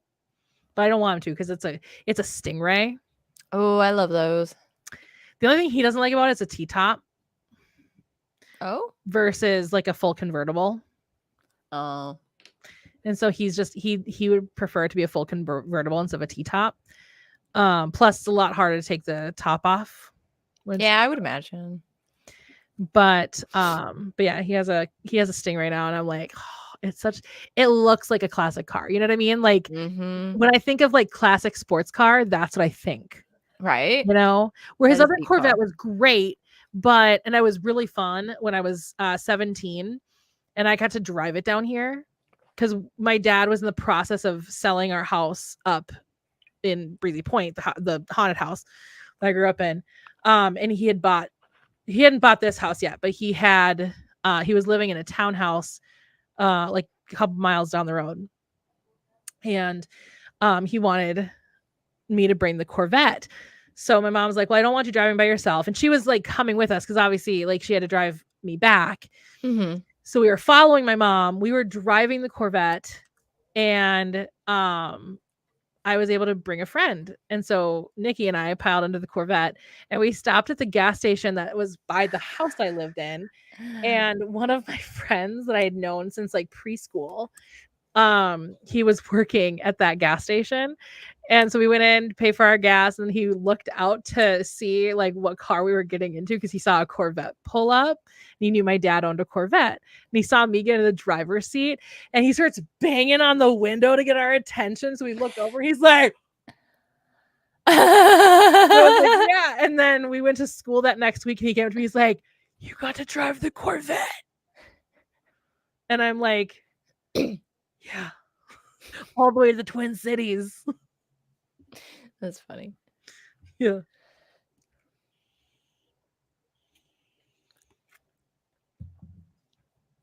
So I miss that Corvette because that was a cool Corvette. This Corvette's really cool too because, like I said, it's like that very stereotypical classic sports car. But we like it. But yeah. Anyway. Okay, so Kay is going to tweak the first draft of Book 0, Volume 1, and I'm going to work on the second draft of Where the Vinyl Ends. Let's go. Man, let's hope we can be in a good place next month. Because, I mean, not that I feel like we failed this month, because, like I said, I came up with a couple of story ideas and stuff, but I also really focused just on my mental health this month so far. Because, like I said, I started this year for some reason. I started this year with a really nasty depression episode. To the point that I had like a breakdown, to the point that I think my parents were thinking about hospitalizing me. Yeah, it was not a good night. So I'm fine. I'm good. I'm safe. I want to say that. I'm safe, but yeah, so I just figured that focusing on my mental health was more important, but I do want to get back into writing things or working on books. So yeah, I think the second draft of Where the Vinyl Ends is a good place to be. I think that's a good choice, because if I want to release another book this year, I need to make forward movement on a book I already have created versus starting something new. Yeah, it'll probably help for sure. Because I have that start something new syndrome. I always have that.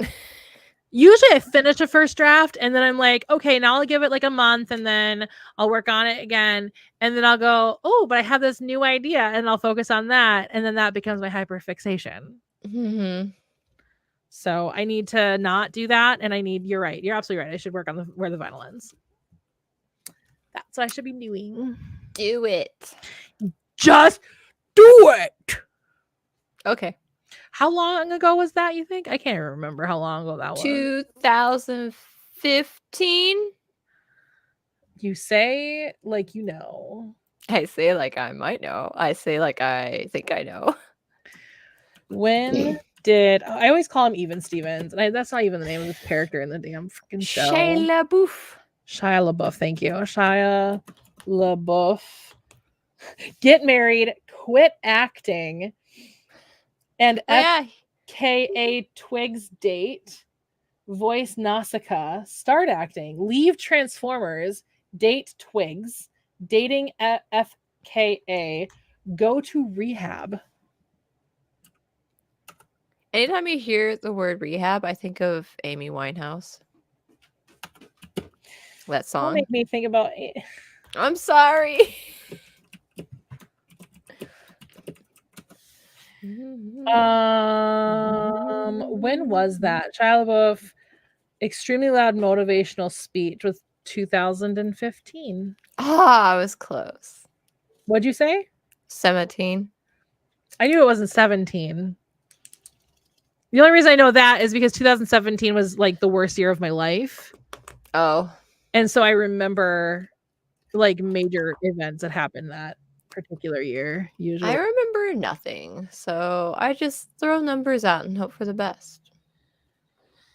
Do it. Just do it. These are the motivational words actor Shia LaBeouf screamed very, very loudly in front of a green screen. Though the source video was released a month ago, in the past few days, this video bubbled up to the internet ubiquity and became the source of mashups, gossip, and worries about Shia LaBeouf's mental health. I mean, he's always been crazy. Yeah. He's always been a little, I mean, he's a kid actor. Like there are so few kid actors that actually get out completely like Unscathed. Okay. Yeah. Yeah, there's not a single kid actor gets out unscathed, but they get out like at least okay. Mm-hmm. Like you look at like Hilary Duff. Hilary Duff seemed to be okay for the most part. Leanne Rimes seemed to be okay. You know? Yeah. I think that's because they had actual parents and their parents didn't look at them as like retirement option. Yeah, like most of them. Big yikes. Like I always tell everybody, if you want a good memoir about being a child actor, why children should not be in show business, and terrible parents because that look at them as a retirement option, you should read Jeanette McCurdy's I'm Glad My Mom Died. Like if you've not read it yet, do it, because holy shit. But I do recommend listening to her audiobook because she reads it herself. Oh, that's cool. And she tears up quite a bit going through those memories. So like you can feel her emotion. You can feel her just utter sadness about how she was raised and stuff. Right. Yeah, it's a lot, especially like you know, not that I can relate entirely, but I grew up with an abusive secondary caretaker. And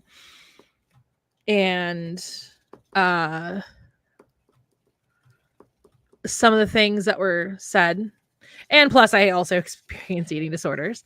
So a lot of that wasn't necessarily triggering really, because she does it in such a way that makes you not feel triggered.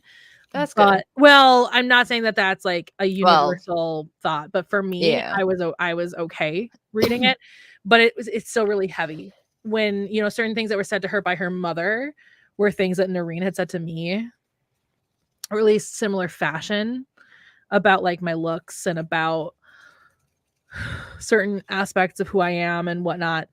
And then of course having her, you know, talk about how she, you know, stopped eating was very similar to like me being like, I just started eating a little less every day. Yeah. And it just turned into, oh, I forgot to eat all day today. Forgot. Oops. So, yeah, it's a tough read. It's a tough read, but it's incredible. It's genuinely incredible. So, I actually read like half of it, and then I listened to the audiobook the rest of the way. Which I know audiobook is still reading. I'm not saying audiobook isn't reading. Audiobooks are reading. I'm just saying it's like my eyes looked at a piece of paper with words on it and took in those words. Words ingested by the eyeballs. That sounds versus weird. The ears. The ear balls. Earlobes.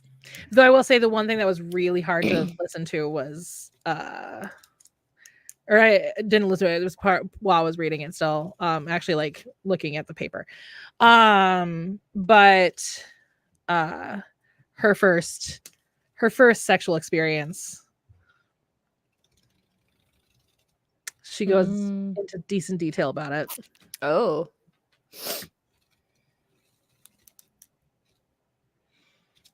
So. Hi, dude. Can you sit? Good boy. Maybe I'll listen to more of the audiobook that I started. Although I started the one yesterday, and it's like a funny, silly little book. But then I also started like an epic fantasy book last week or 2 weeks ago. It's supposed to be for my commute to and from work. But then I was like, I want to listen to music. So it's like, oh, when are we going to listen to this fantasy book now? Yeah. Oh, and then another memoir that I liked a lot. Okay.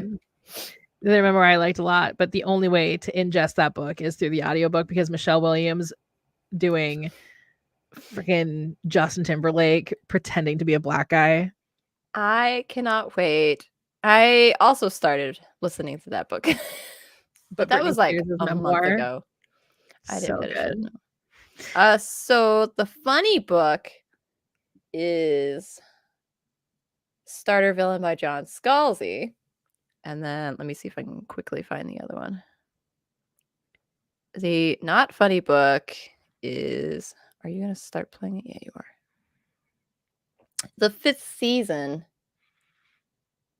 by N.K. Jemisin.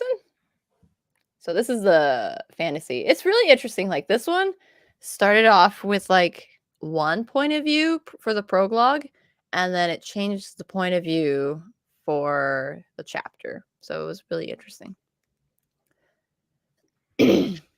Assistant to the Villain. Oh, so I thought about like reading / listening to Assistant to the Villain, but then like all the reviews from the people on Book Talk that I like, because like I like the skits for Assistant to Villain, but like apparently that's like the same sense of humor that the book has, but then the book is just like she didn't flesh out the world or anything, so it's like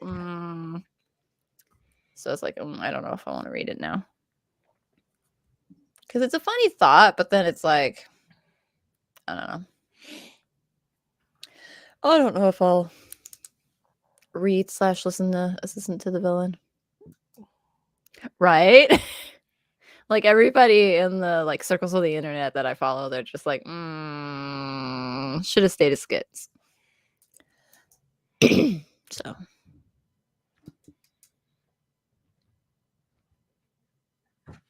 Hello. I assume you haven't seen the skits for Assistant to the Villain. It's basically like a sunshine character, and the villain's like this grumpy guy who like falls in love with the sunshine character. So you want to see something really fun? I love seeing something that's fun. Okay, because it's almost 5 o'clock, so it's 1 o'clock. Oh yay! So hold on. Are you about to like wind a clock it up? I'm about to, but this is what I like to do to my mom. I like to keep my mom sharp.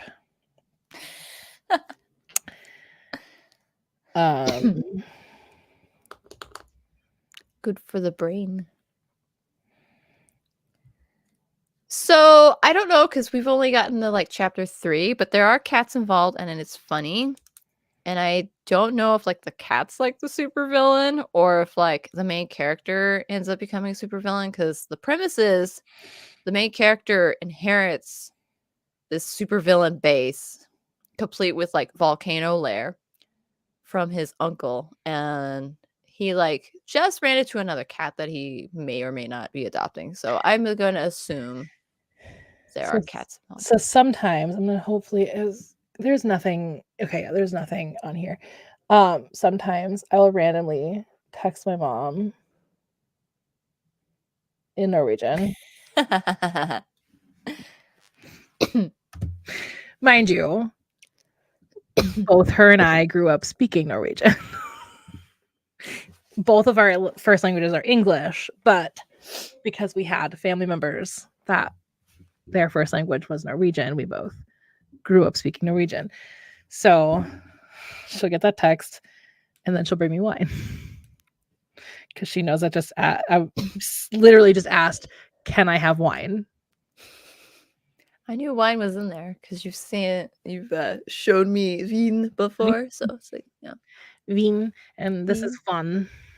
Vin and fun.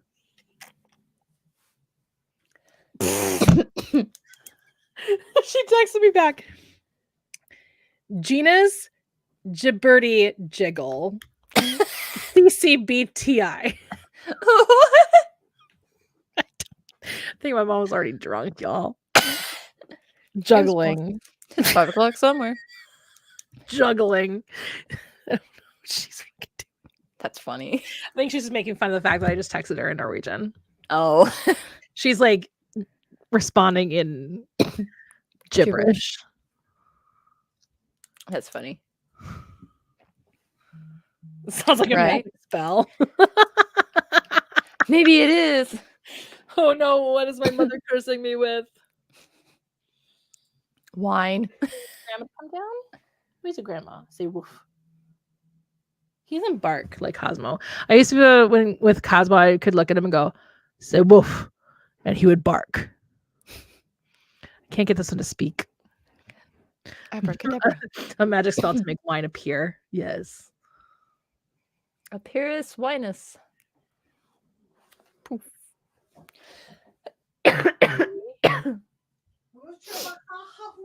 Oh my goodness, mother, you know Norwegian. Tusen talk.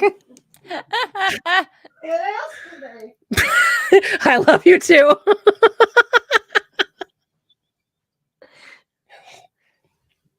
If you heard that, my mom said, yeah, Elsker died as she was leaving, which is I love you.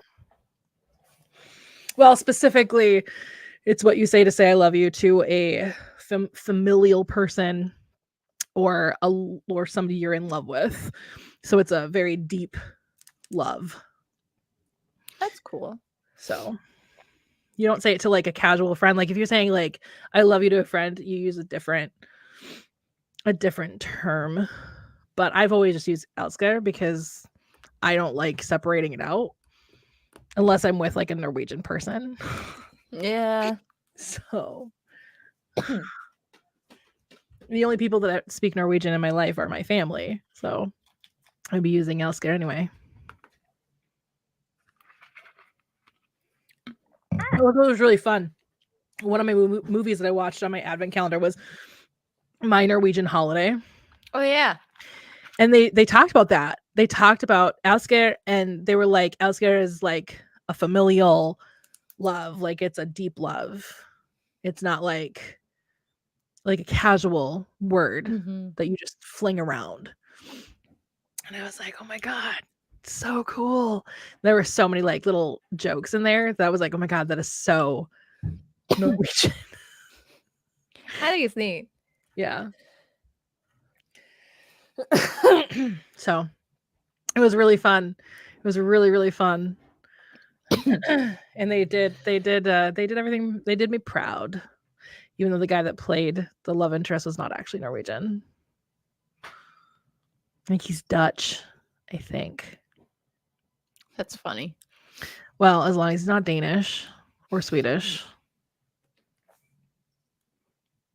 If you don't know the Norwegians, we don't like the Danes with the Swedes. I don't know. My grandma hated the Danes and my grandpa hated the Swedes.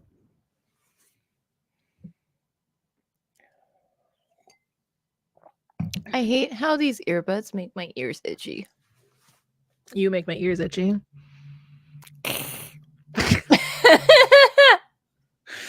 I'm not wearing earbuds today. You're just full on. Anybody can hear you that walks in here. Oh, dang, I should have said hi to your mom. You should have. I think she's dead in here. Hello! Mama! Mother? Oh, well. Mother. Mother. Come here.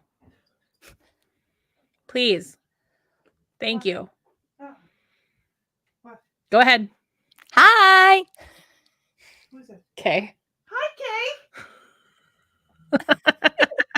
They were sad that they didn't realize that you could hear them when you were here giving me wine. No. And so they wanted to say hi. Well, hello. How are you on this wonderful day? It will be more wonderful once I'm not sick. Good. I'm really glad Texas is not getting the kind of weather you thought you were going to be getting, because I was not prepared to deal with that at work. Because I work with a bunch of Texans at work. Specifically in the Houston area. Houston and Spring, Texas. I don't know where Spring, Texas is, but I'm guessing near Houston. I honestly don't remember. Like, I know, and then I forget. Let's look it up. We have the internet, believe it or not. Spring, Texas. Oh, yeah. It is north of Houston. North of Houston. I was like, I know I've heard of it, but it's not. Oh, and decently north of Houston. That's That's not too far. Anoka. That's like going to Anoka. Probably like. Oh, I've seen definitely Cypress. I've seen Sugarland. Sugarland's funny. You're funny. I am funny. Thank you. Okay, there are 2 towns that I must buy or build houses in Minnesota. One is called Britt. BRITT, like my name. That's great. And the other one is Nimrod. That's also great. I need to be able to say I'm from Nimrod, Minnesota. I'm sorry, I must be able to say it. That is hilarious. And actually, Britt, Minnesota is like a township, so it doesn't really technically exist, but Britt, Minnesota is an unincorporated area in St. Louis County, Minnesota, which, if you do not know, is further north than Duluth. Oh. Like it's like minutes from Canada, basically.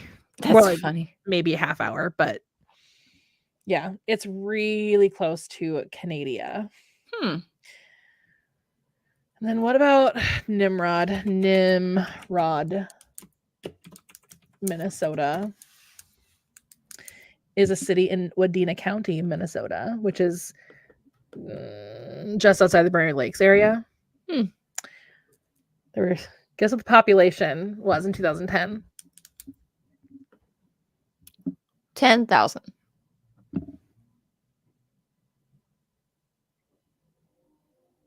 You know, people don't understand what small towns are. Clearly.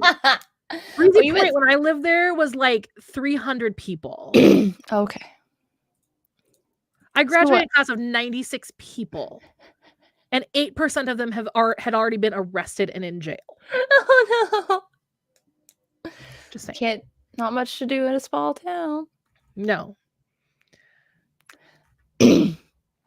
Less than 1,000. Lower. Oh, it's a small little baby. The reason why I made that face is because you gotta get your brown chicken wow wows ready. It was 69. Oh my gosh. Literally says it on the sign. Population 69. Oh my god, I need to live there. Not only is it called Nimrod, Minnesota, but the sign says 69 people. But then, like, they'll change it if you move there. Well, not if I make somebody else move out. That's true. So I just don't build a house, I buy a house. You take somebody's place. Right. Duh. Sorry.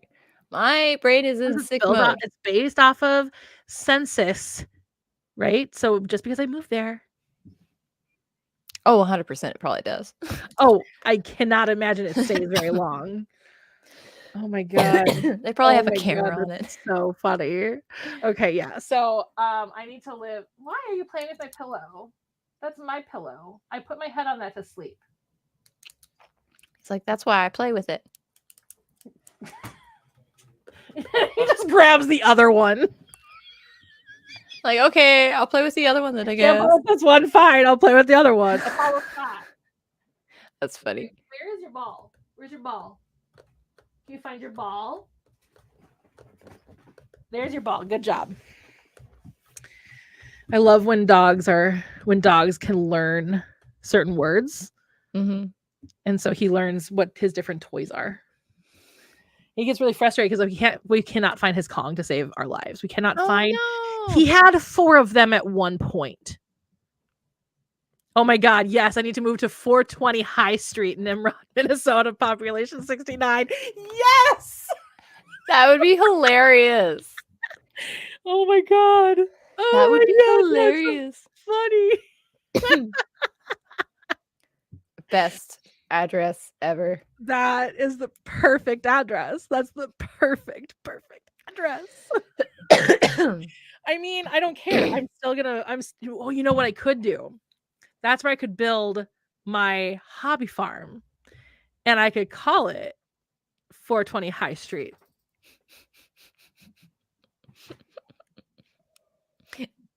Yes. Then people will just think I'm growing pot there. Yep. Because that's legal here now. Hey. Nice. Like there's a pot store at the Mall of America now. Like that's how legal it is now. That was a pot store at the Mall of America. honestly, I'm also not surprised by how quick like it populated. So no, me neither. We've been trying to get pot legal here in at least the Twin Cities for like 10 years. Jeez. Oh my God, that's so funny. I didn't realize the population sign actually said 69. That's great. Like they cannot do another census ever again. They can't. No. They can never. Doing another census will ruin everything. It will ruin all things. I have driven through Nimrod. You would think that I would have seen that. But I suppose if it was 2010, have I been through Nimrod since 2010? No, I probably haven't. Because the only time I've ever driven through Nimrod is going to Fergus Falls. And I've not been to Fergus Falls in years. Oh, well, there you go. Because I don't have family in Fergus Falls anymore. So yeah, I probably haven't been to Nimrod since that census. That's funny. Well, again, there's not much to do in a small town. This is also true. So you gotta make your own fun. You gotta make your own fun in a small town. Have fun with that. Hey, you knocking 69? No.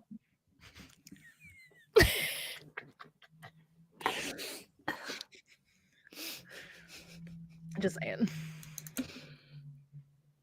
No. Apparently, when that picture was taken, there was Jubilee days, Labor Day weekend. Huh. It was before Labor Day weekend, I guess. Oh my God, that's really funny. That makes my day. I need to figure out where that sign is. Hold on, there's street signs. Hold on. Ooh. It is on the corner of. Can I zoom in more? Nimrod Avenue and Cedar Street. Ooh. Avenue. And let me see if I can find it in the actual like. Almost tipped my wine over. Don't do that. No. That's a waste. It is. Plus, Horror Store is sitting right here, and I don't want to ruin that. I'd have to buy another copy. Can't do that.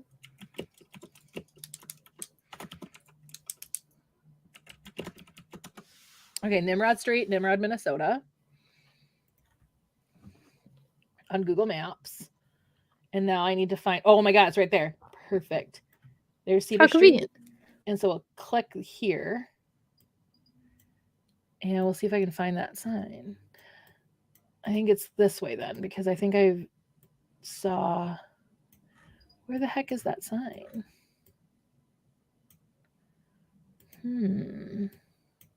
Curious or uncurious or. What is this? I don't know. You tell me. Should be right here. Oh no, the sign is. Oh, there it is. I found it. Hey. Oh my God, it's still, as of August 2023, it still says 69. Nice. Yeah. Nice.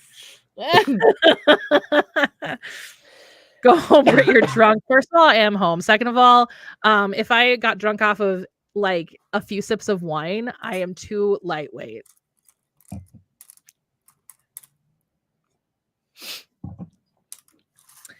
But yeah, wow, that's hilarious. That is hilarious. Where is that? That must be a really old picture. Because I'm not seeing this barn. Yeah, it looks like it was replaced by whatever this building is.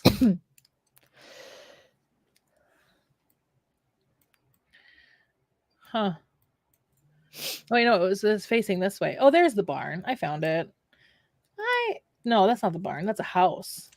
There's a difference between barns and houses. I don't know if you knew that. I mean, what about a barn house?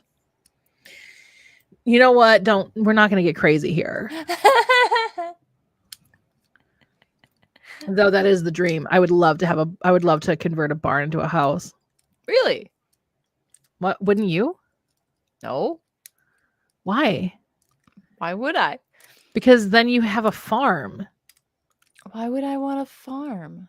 So you could have alpaca and name them after the characters from Emperor's New Groove, even though those are llamas, but alpacas are smaller and nicer. I see your goal. And you can have pigs. But no. And chickens. And you can crack your own eggs every morning. Like you can go out and grab an egg straight out of a hen's butt and use that.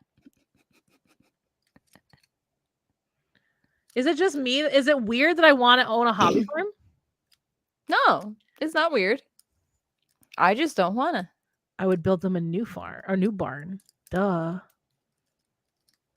I don't know. No, they live in the house. They live in the barn house. So funny story. Because I have so many animals and because my mother also like feeds a bunch of animals. I'm sorry. My mother has never fed a single animal in the wild. It has never once happened and never will happen. My mother does not do that. Okay. Anyway. So just in case somebody from the city of Bloomington. Anyway, I don't mind saying they live in the city of Bloomington. It's the 5th largest city in the state.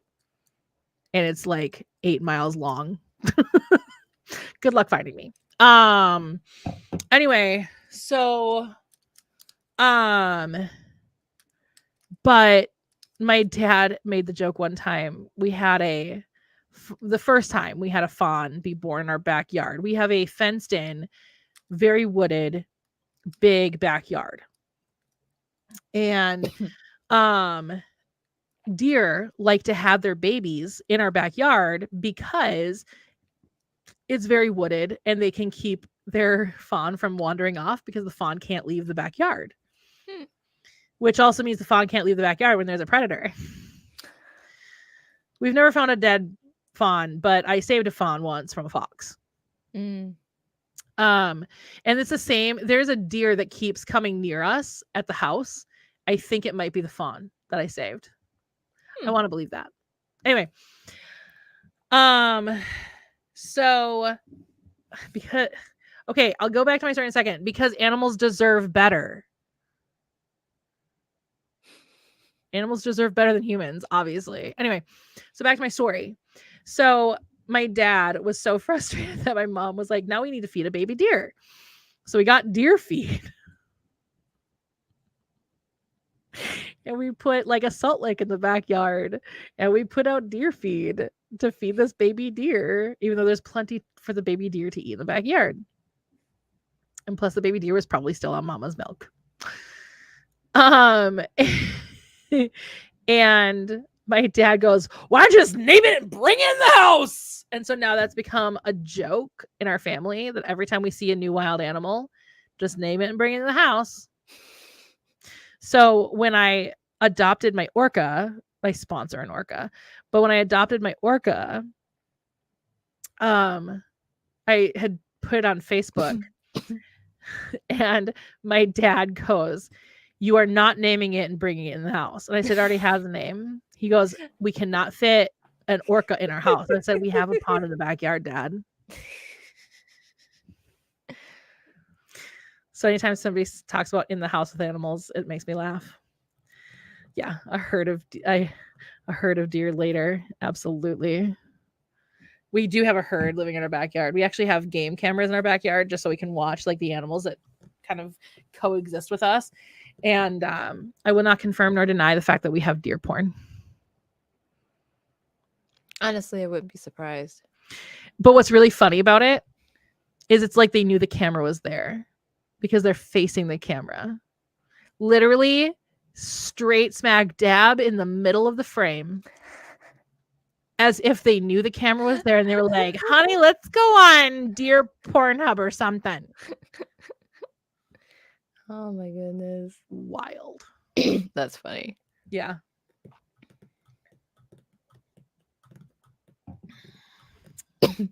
Deer are fun creatures. Cosmo was terrified of deer. There was a deer when Apollo was little. There was a deer that was just up in the backyard, and I took the dogs out. It was when Apollo was so young that I was actually like, it was his first week here. So like I was off from work. And I took the dogs out, and Cosmo looked, and he went,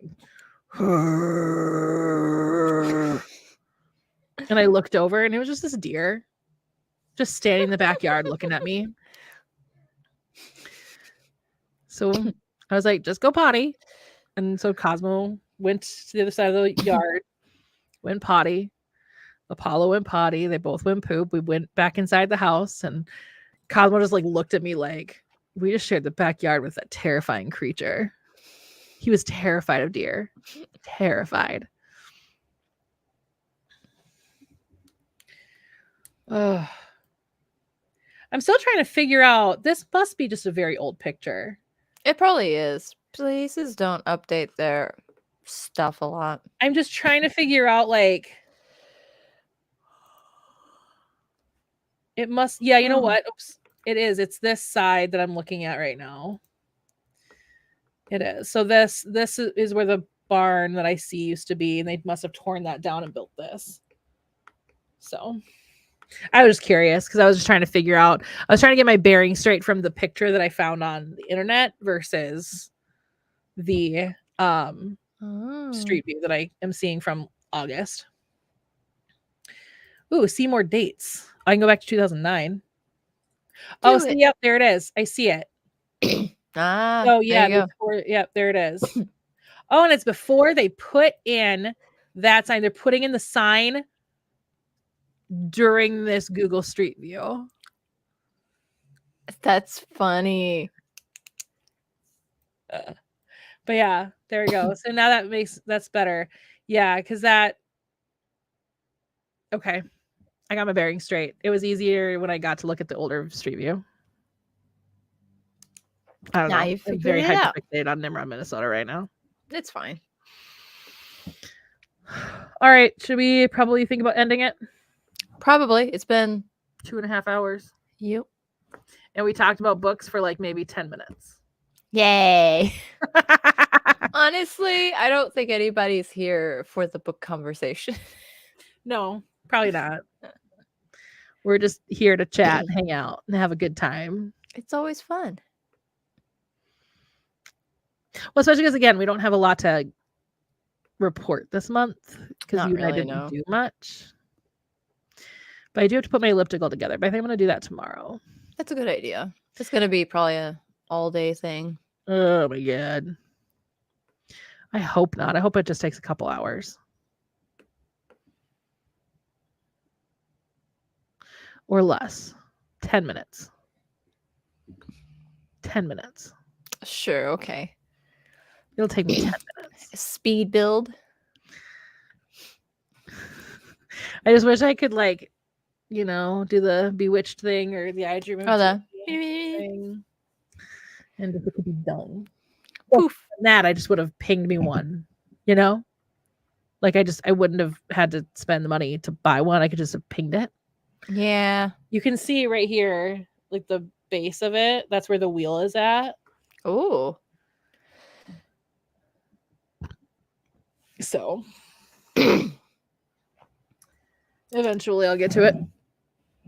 I believe in you.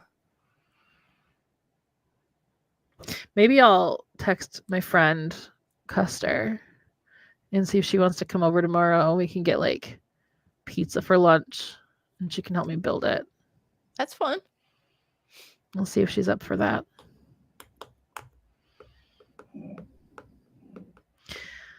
I'm tired. I want to go to bed. I'm actually doing pretty good.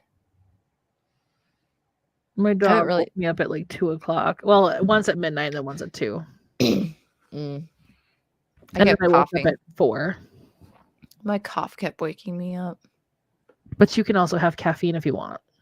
That's true, and I do because I have a problem. I don't get to have caffeine. Dr. Pepper has caffeine? I don't know. I don't drink soda. Yes. The only sodas I drink are clear sodas, so like lemon lime sodas. Most of the cola-esque sodas have caffeine. Oh. And then Barks root beer has caffeine. I would say I know there's like 1 or 2 root beers that have caffeine. I know Barks does. I don't remember what the other one was. Yeah. I don't know. I was never a big soda drinker ever. Like I've always preferred like Sprite, 7-Up, things like that. And then when I was drinking caffeine and soda, I would drink like Mountain Dew and Surge because I'm a proper 90s kid. But I gotta tell you, the fact that Surge came out while I couldn't drink caffeine, that is annoying. They brought Surge back temporarily and I couldn't have it because it can't have caffeine. I hope it tasted awful. I hope all of our 90s kid taste buds were like it was a weird nostalgia thing and we got it and it tasted actually just atrociously terrible. That's what I hope. Well, isn't it a thing where like your taste buds change as you get older anyway? So yeah. Like I remember I used to love Swiss cake rolls by Little Debbie's. I think they just call them Swiss rolls now instead of Swiss cake rolls. But when I was a kid, they were called Swiss cake rolls. And I used to love Little Debbie's Swiss cake rolls. And I got them as an adult and I ate them. And I was like, this is trash. Oh no. Like this doesn't taste good to me anymore. And I'm very sad. And I ate the same way that I ate it. Because what I would do is I would peel off the frosting and eat that. And then I would unroll it and eat it like that. That's how I would eat Swiss cake rolls as a kid. So I ate it that way again as an adult so that I had the same experience. And the experience was very nostalgic, but it tasted different to me. I just bite it. Okay. Why? Okay, wait. You used to do that too? Oh my God. You and I would have been such good friends in like elementary, middle school, and high school. We would have been best friends. Because all of my friends thought I was crazy for eating it like that. Like they were like, why? And I'm like, because this is fun to me. Oh my God. You know what, Zilla? You know what? Oh, hey! Get out. No, Zilla could stay. Yeah, I'm alive. Oh, because I haven't posted on TikTok since the 1st. Yeah, I noticed that. You mean you two don't send each other TikToks? I love that you two have become friends. This makes my day. It's funny. You need to come to Minnesota and hang out with the 2 of us. That would be fun. Haha, I get hearty faces. Take that, Brit. I don't want hearty faces from Zilla. He's my frenemy. I love how you two are besties. And well, I mean, we're enemies, so like it makes sense. You're my nemesis, remember?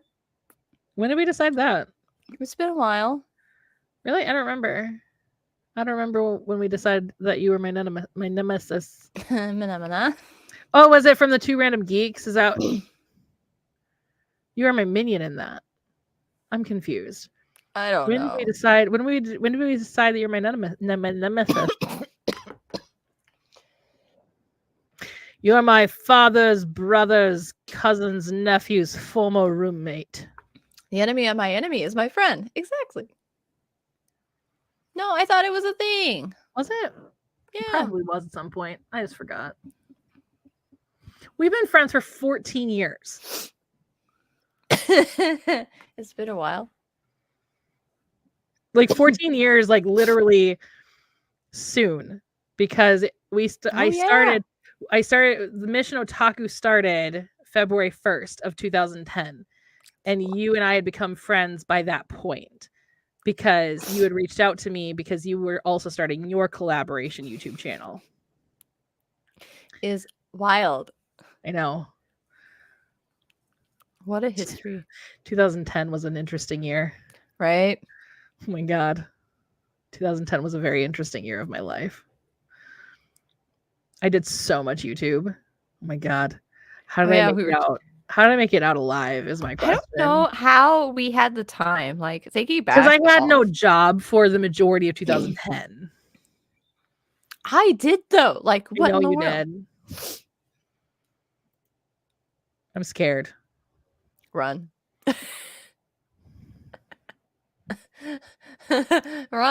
Run, Brit, run.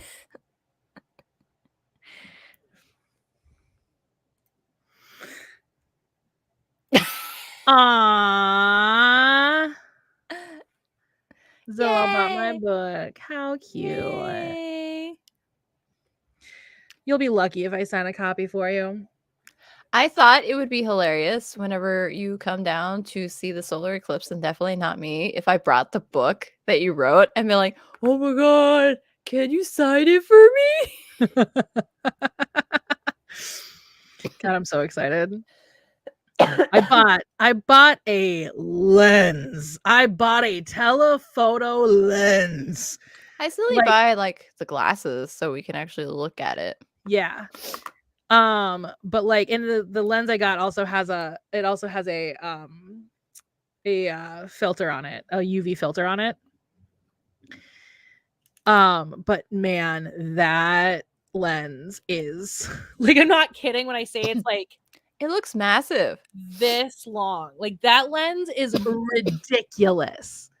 It's ridiculous. It's fancy. I don't know what else I'm gonna freaking use it for. My mom said that I can probably use it up at the house on the lake to see if we can see across Lake Superior. But I also thought about it, I'm like, I can take really cool like space photos with it because it's basically a telescope. It's basically a telescope. That's cool. That'd be really cool.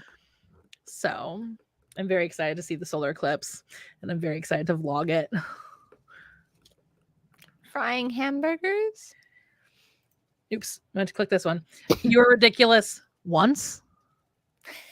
Yeah, and then he never changed. Once. He never changed. Fair. Okay. So you were ridiculous once, and then you just stayed there. Got it. Exactly. That makes sense then. Yeah, that makes sense.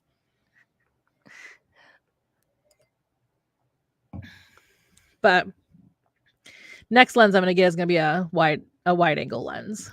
Ooh. Yeah. Because that's what all the cool people on YouTube have. I'm not a cool person on YouTube anymore. Were we ever cool? I was popular for a brief stint. We were in the anime community. We were pretty important in that anime community. That's weird to think. And then I had the audacity to have an unpopular opinion, and the people who stood by my side with that unpopular opinion, y'all sacrificed all your views. Meh. Worth it. What I think is funny is if I didn't have internet at home, I probably would have done really well as a Minecraft YouTuber, and that kind of annoys me. It's like, dang, if only I had money.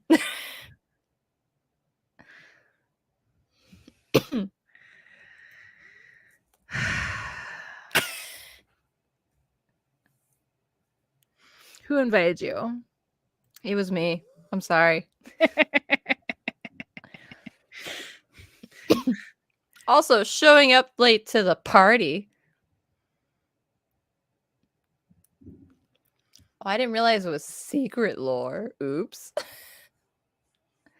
I like sharing lore. You didn't tell me not to share it.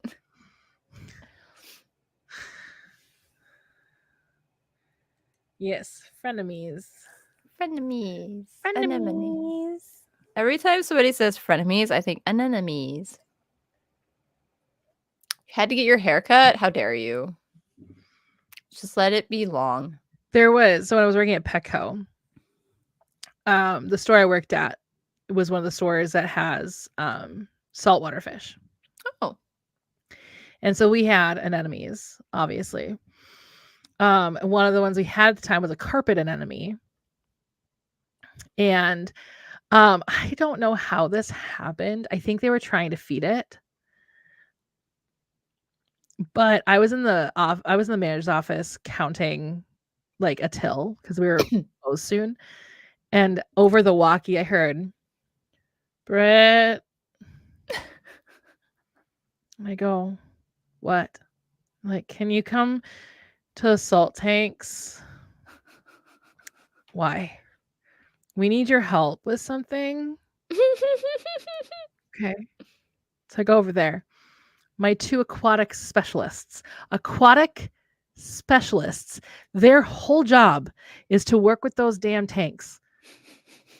Both got their fingers stuck inside the anemone, and the anemone was trying to eat them.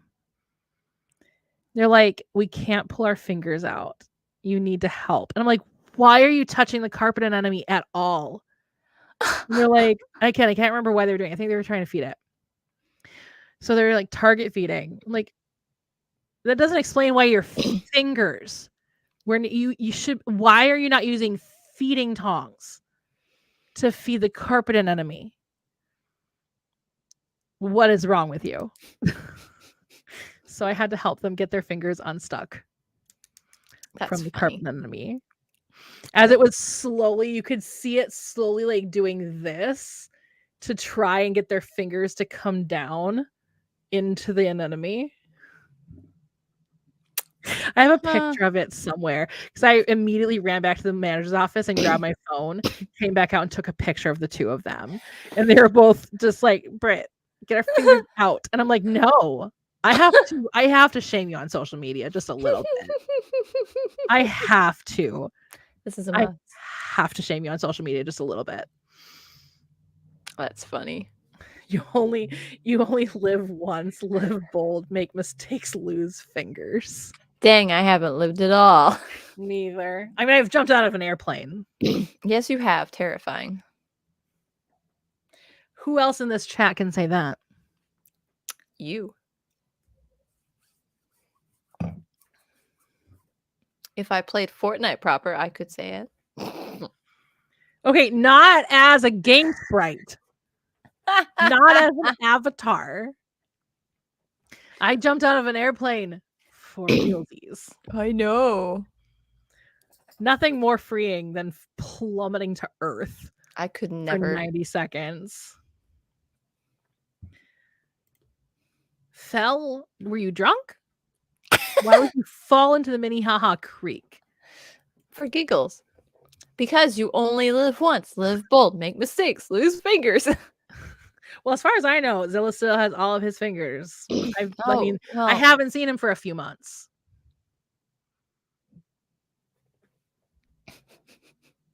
You were a child. That doesn't mean you weren't drunk. I don't know when you started drinking.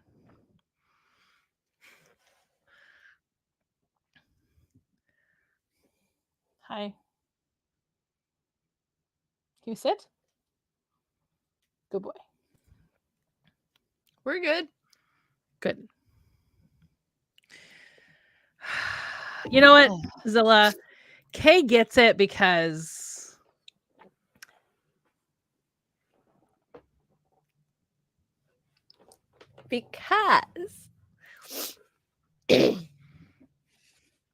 Oh.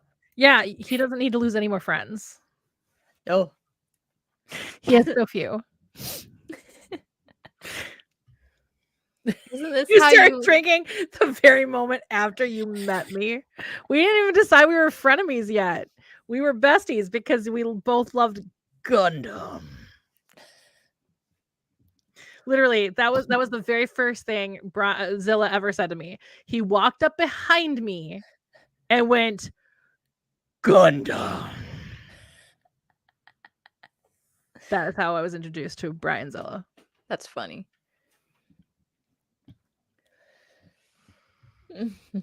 Gundam.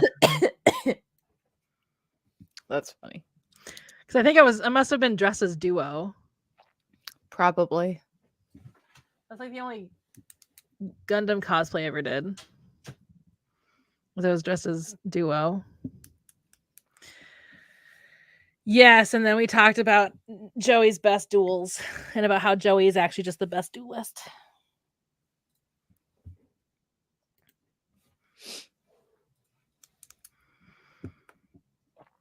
Ugh. But to be fair, we met at a Yu-Gi-Oh panel. That makes So sense then. that would make sense that we talk about Joey. But yeah, I think I must have been cosplaying Duo. I don't remember. I don't remember all the times I've cosplayed.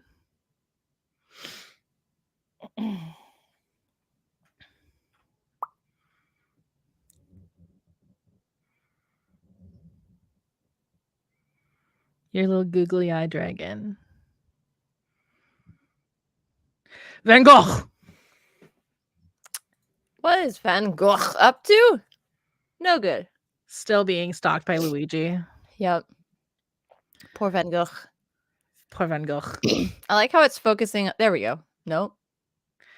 It's still focusing on Luigi. It's like half focused in between. I don't understand. I think it's because Luigi looks like an actual face where Van Gogh That's is true. so it's is more of a Lego face. So I don't think it's recognizing Van Gogh as a face. It's recognizing Luigi as a face. Yeah, see? Oh, yeah. See, it's recognizing Luigi as a face. It has been a fun ride, Zilla, and I hope the ride continues for many years to come. I enjoy being your frenemy. Luigi. I could be at a convention right now meeting Sylvester McCoy. But instead, you decided to be here with me. Aren't you lucky? I'm so special. If it was Tom Baker, I would have been like, hey, we have to postpone. I have to go meet Tom Baker. I mean, it would be understandable. So, Tom Baker was my first doctor, and he is my second doctor. My first doctor is the very first doctor. Ha ha ha. You actually started the series correctly. I was a child watching it on PBS. One of our former maintenance guys, he likes the Doctor Who stuff, but he likes the more recent ones. So Who? So he asked me, he's like, which one are you watching right now? I'm like, Classic Who. And I don't think he heard me the first time, because when I said the second time, he's like, oh. It's like, what do you mean? Oh, it's fun. So there is an interesting divide in the Doctor Who fandom. The Doctor Who fandom, I'm not part of it. I refuse to be part of it, which is also probably why I didn't know there was a Doctor Who convention, but I'm absolutely going to put that on my rotation now next year. Right. But there is a weird divide within the Doctor Who fandom, it seems.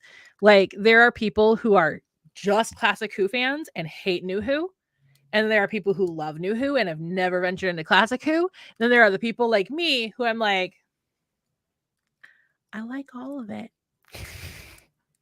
I like Classic Who for its campiness and its cheesiness and its really terrible, really, really terrible set design where that's supposed to be a spaceship, but the wall is moving when you shut the door.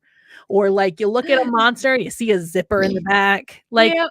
I love that. It's so good. Love that. But then New Who, which of course has a much better budget, and we have CGI now. Terrible CGI in the early New Who, because that was back when I was a senior in high school. But still, New Who also has a lot of good stuff, except for Stephen Moffat. Stephen Moffat ruined everything. It's funny. For me. I know a lot of people who like it. You know what, Zilla? Let me like things. I let you like One Piece. I think it's wild. My one of the managers, she got promoted, so we don't have conversations as much anymore. But she binge watched One Piece, and I'm just like, ow.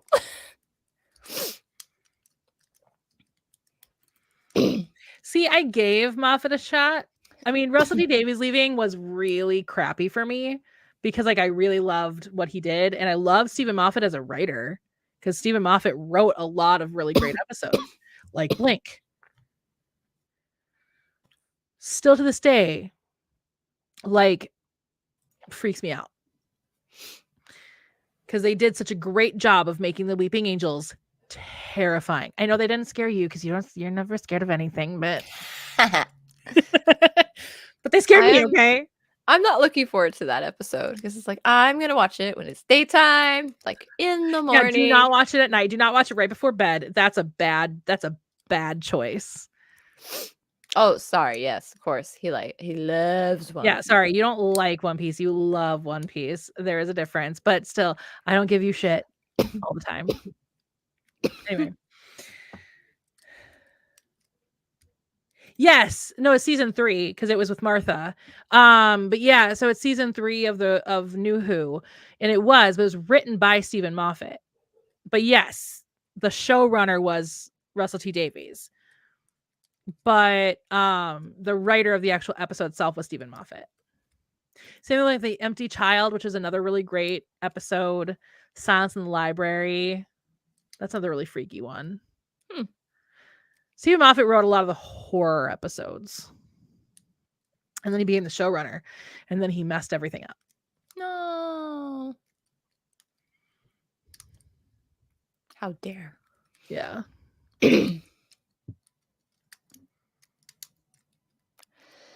And now he's back. Russell T Davies is back.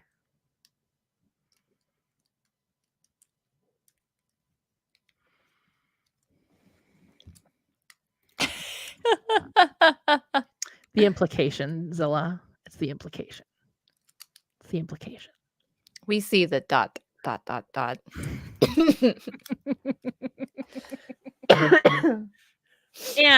And this is factually incorrect because guess what? The ellipses was before the face.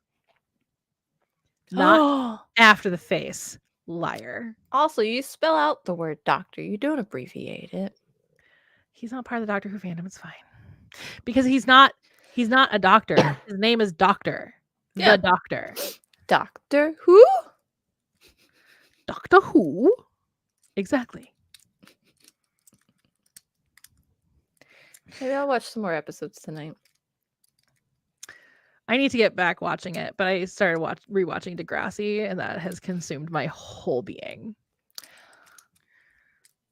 I just want them to release Bluey Season 3 on DVD so I could binge watch it on there. Do you want my Disney Plus login? No, I've already seen the episodes. Oh, okay. The new ones that came out, I already saw them Oh, through other means. But you know. Because I'll give it right now. So it is.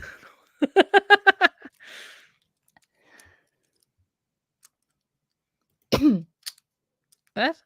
I gotta come to Degrassi. I would love to go to Toronto and go to Degrassi Street. Okay. You can't visit the actual school though, because that's a closed facility. Lame. From the production company that ran Degrassi. What was really funny though is so after he leaves the show and he goes on to become, Drake, he blew up. And in an episode of Degrassi, they did an announcement at the school. And it was so funny because I wasn't paying much attention at the time because I have it on all the time whenever I'm just like playing The Sims or cleaning or whatever. I just have it on. And they said there was an announcement at the school and it caught my attention, was like the music scene has never been the same since Drake hit the scene. And I'm like, because he was on Degrassi. That's funny. Before Drake, he was known as Aubrey Graham. I mean, he's still Aubrey Graham, but that's funny. I'm pretty sure he still goes by Drake, doesn't he? Or isn't he? Or is he switching now back to Aubrey? I thought it was still Drake. But a lot of those people, like, isn't The Weeknd starting to go by his actual name? He only did that for the terrible show that he did. Oh, okay.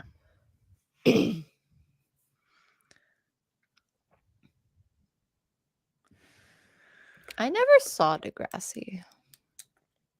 I am a sucker for a teen drama.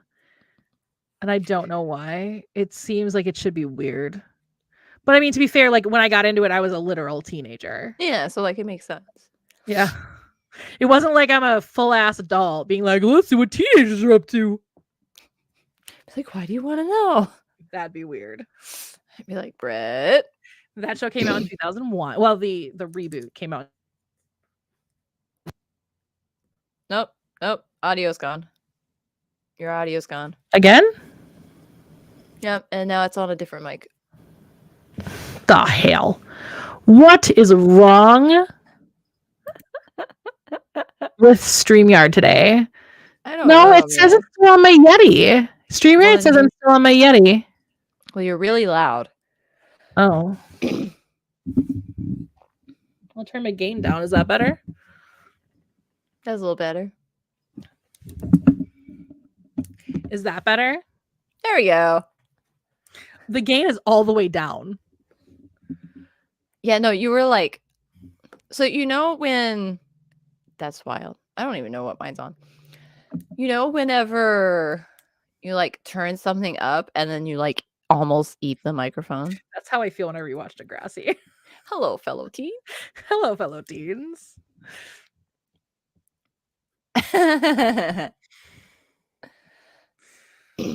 I wish my teenage life was as dramatic as that. I'm glad mine was not.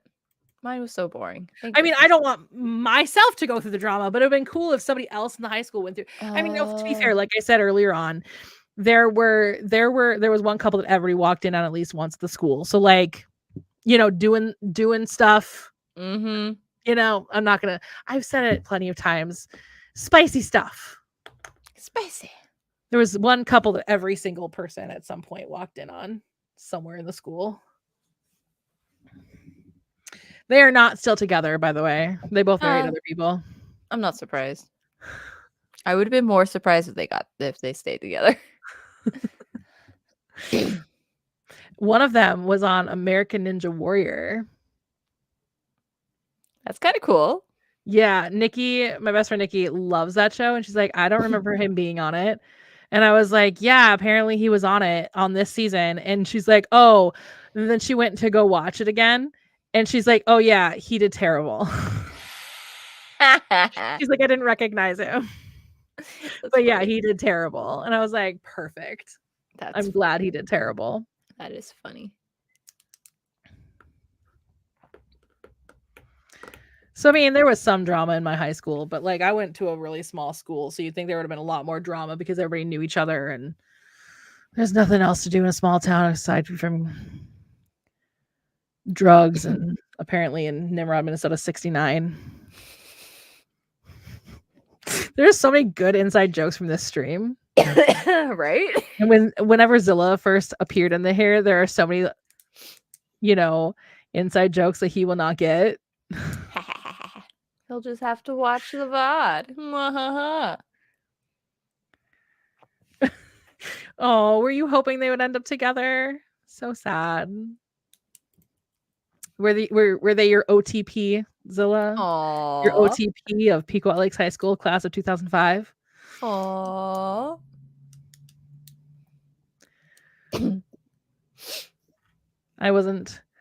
I didn't have a boyfriend. Well, that's not fair. I did have a boyfriend in middle school, but then I didn't have a boyfriend until college. So I did not date in high school. Probably for the best. Yeah. There was one interest I had, and then he you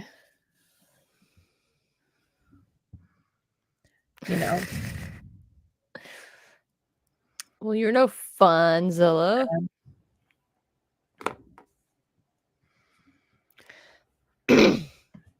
So you'll have to go back and watch and catch all of these inside jokes about like Nimrod, Minnesota in 69. I mean, we're probably going to forget it by the time the next stream happens. I will never forget Nimrod, Minnesota 69.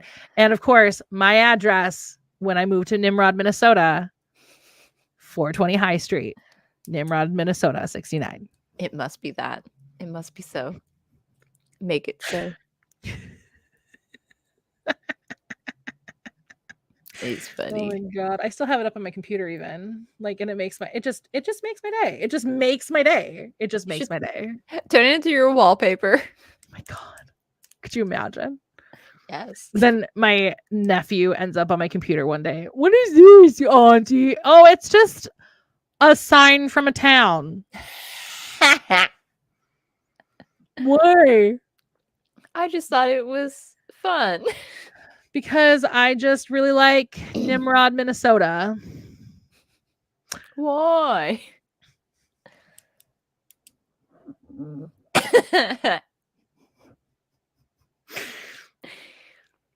Yeah. Oh, I'm getting my God. hungry. Oh, I feel like a certain somebody in the chat will appreciate this. Uh-oh. Oh. Who might that be, Kay? This is Gojira. Rah. He's coming to destroy your town. Whee! He's coming for Nimrod, Minnesota.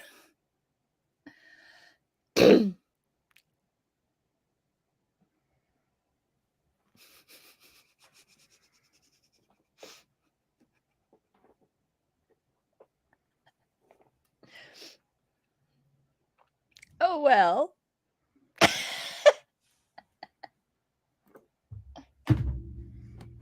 Anyway.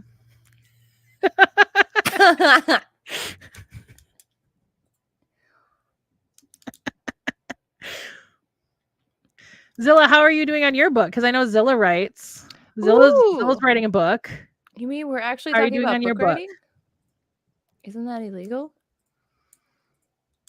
Zilla should be a guest on our little show. That would be fun and chaotic all at the same time. Oh my God, could you imagine?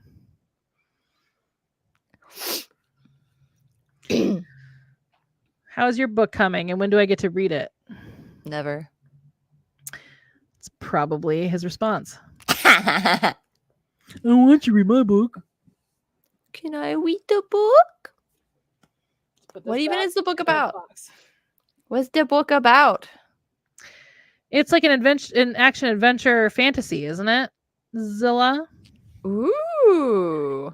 Look at that. You're looking for an agent now? That's awesome. So you're querying, or are you like, what position are you at with agent searching? That's my query. That's what I'm curious about. Adventure. Adventure's fun. Yeah.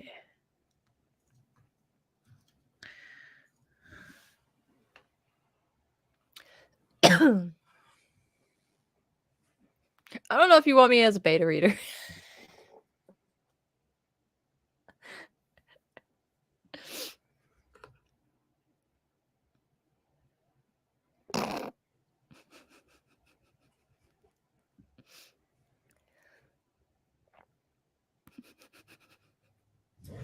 Just the stare. Ooh, the Texans are still winning. That's good. You should have a good list of like agents to query. I don't know. I never actually did the query process because I figured out during writing Deepwater that I felt more comfortable self-publishing. But I could fit that into my budget, and I know a lot of people can't. So a lot of people querying makes better sense financially. So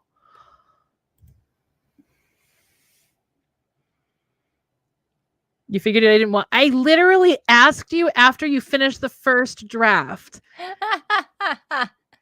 I was literally like, Zilla, can I be a beta reader? Or if you need a beta reader, let me know. And you clearly don't remember that. It's fine. Is there something out there? My dog is really fixated with It's called right now. The Outside. Ooh. He's very fixated right now. What do you see, Apollo? He's very, very fixated. What do you see?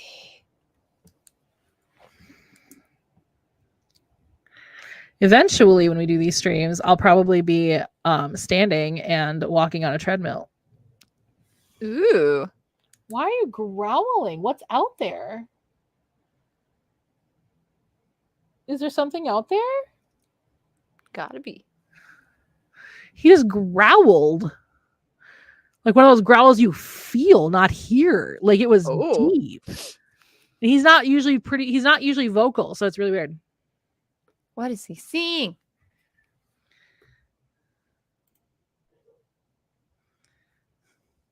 Okay, that's fair. That's fair. But I can it usually takes me about a month to read a book. Is what I mean. That is creepy. Especially because you know where I live. I don't think you've ever been here, but you know where I live. For a joke, like what was it? Okay, so I don't actually, you may not know. So there's this movie called Night Swim that came out, right? Yeah. Basically, like the pool is haunted. So we were like half joking They about stole that from Are You Afraid of the Dark, but whatever.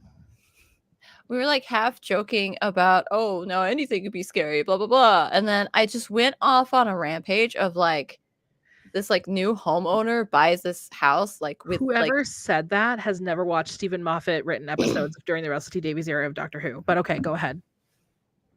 You are correct. I don't think he's watched any Who. But anyway, so we were going off on this tangent of like joke making, oh, anything could be haunted, blah, blah, blah. And then I went off about like this shack at like the back of like somebody's like recently purchased land or whatever. Yeah. It's like big land. So you don't really go to the shack very often. And there's like something in the shack. So I was like, ooh, that would make for a really good horror book. I don't think I could write horror to save my life. I get ideas all the time, but I can't write it at night because then I scare myself. There was one time I was actually like writing. It was when I was living at the other house and we had like a tree. We had like a tree against like the house. It's since been cut down, but like the tree limbs would like scrape against the roof whenever it got windy enough. And I was writing like this horror scene and it just starts picking up wind and all you could hear is like the scraping of the tree limbs on the roof. And I'm like, okay, I need to stop. It is funny. Well, I lived in a haunted house growing up, so that's always my go-to. Like when people are like, you just don't like scary things, I'm like, dude, I grew up in a haunted house. Some people just don't like horror stuff. It's not that I don't like horror. I like horror. I like thriller. I don't love slasher movies because they make me sick to my stomach. They are kind of gross. Yeah, like I watched the original Texas Chainsaw Massacre. Like it's so funny. My college professor, I was doing an independent study. And I went to go talk to this professor. He was my favorite professor throughout all of college. And I went to go talk to him. Zilla, if you ever took a film class, it was Chris Jordan is the professor I'm talking about. Because Zilla and I went to the same college. That's not where we met, but we went to the same college. And I think we overlapped 1 year. I don't remember. I think we talked about this. Anyway.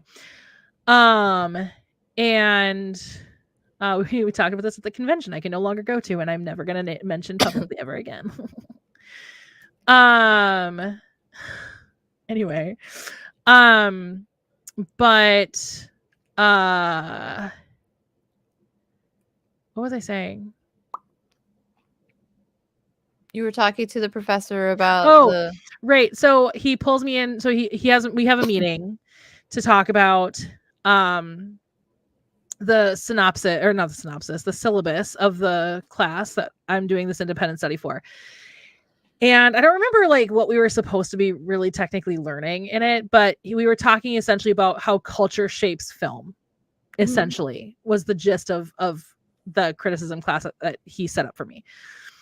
And so he was like, you're not going to like week 6. And I'm like, why? And he goes, so one of the things I knew I wanted to touch upon with this independent study with you was the cultural, kind of aspect of horror movies. And I went, what? He's like, look, I am giving you what I think is probably the tamest slasher movie. And I went, Chris, because in film school you just call your professors by their first name. Hmm. I go, Chris. And he goes, you'll be okay. And I'm like, I can't handle slasher. He's like, I specifically looked for one that is not as slashery as others. You'll be fine. And I'm like, okay.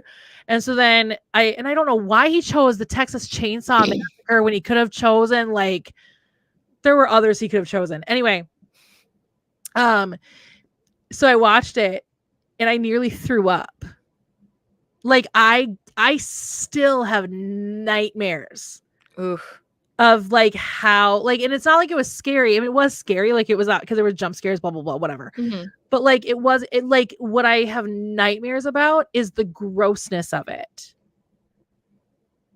It still haunts me to this day. And I know that sounds really weird, but like it still haunts me to this day. And it's so gross. And I hated it. So we met because I was commuting back and forth at the time. I was living here and commuting up to St. Cloud. And I was up there for the day to do both of my independent studies. I did one with Chris and I did one with our history professor, Brad. Because we did a Marx Brothers class, which I loved because I love watching the Marx Brothers. But he was like, so how'd you do? And I was like, I nearly threw up. And he's like, sorry. I'm like, no, this is not a good friend. Yeah, no, I don't do slashers. I don't love slashers in movies.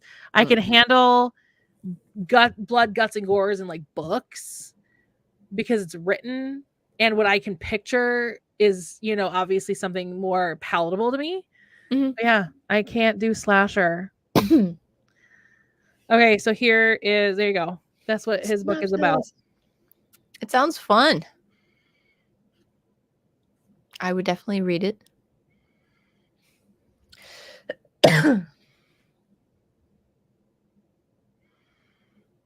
There you go.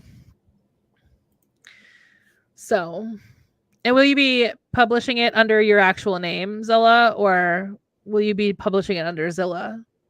You're gonna be cool. Like Madonna or Oprah and just be like, I'm just Zilla. I'm just Zilla. Na, na, na, na, na, na.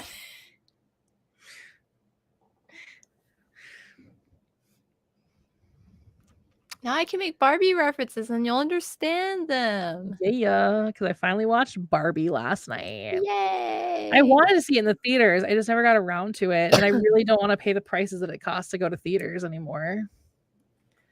You're going to go under Masterzilla? Ho ho. There you go. Nice. Except for that was gonna be my pet name for my young adult novels. Thanks for spilling the tea there, Dylan. And you're not Dylan. Oh my god. It's been a long. They said that to Dylan earlier today. Spilling the tea. I think no, it wasn't today. It was recently though. The last time I said spilling the tea. Yeah. Last time I said spilling the tea, it was to Dylan. Zilla, who is also friends with Dylan. That's funny. Maybe Zilla's just slowly infiltrating the geeks and befriending all of us as a master plan to get rid of me. Hey, Dylan's amazing and you know it. Facts. Man. I don't know. My brain doesn't function properly. No, I know there is a very big difference between you and Dylan, okay? I see the difference between you and Dylan.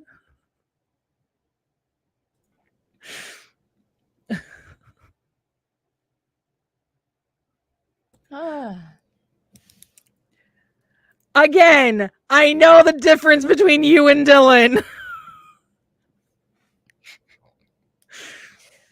Also, the gender in which you are attracted to.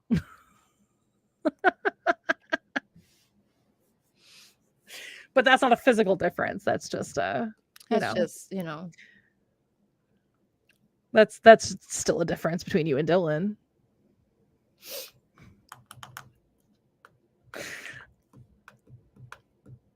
I like do that all the time. Apparently it's part of the neurodivergence that is dyslexia, I guess, is you use the wrong word sometimes just randomly.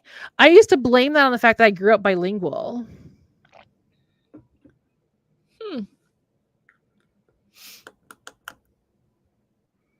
I just sometimes can't think of words.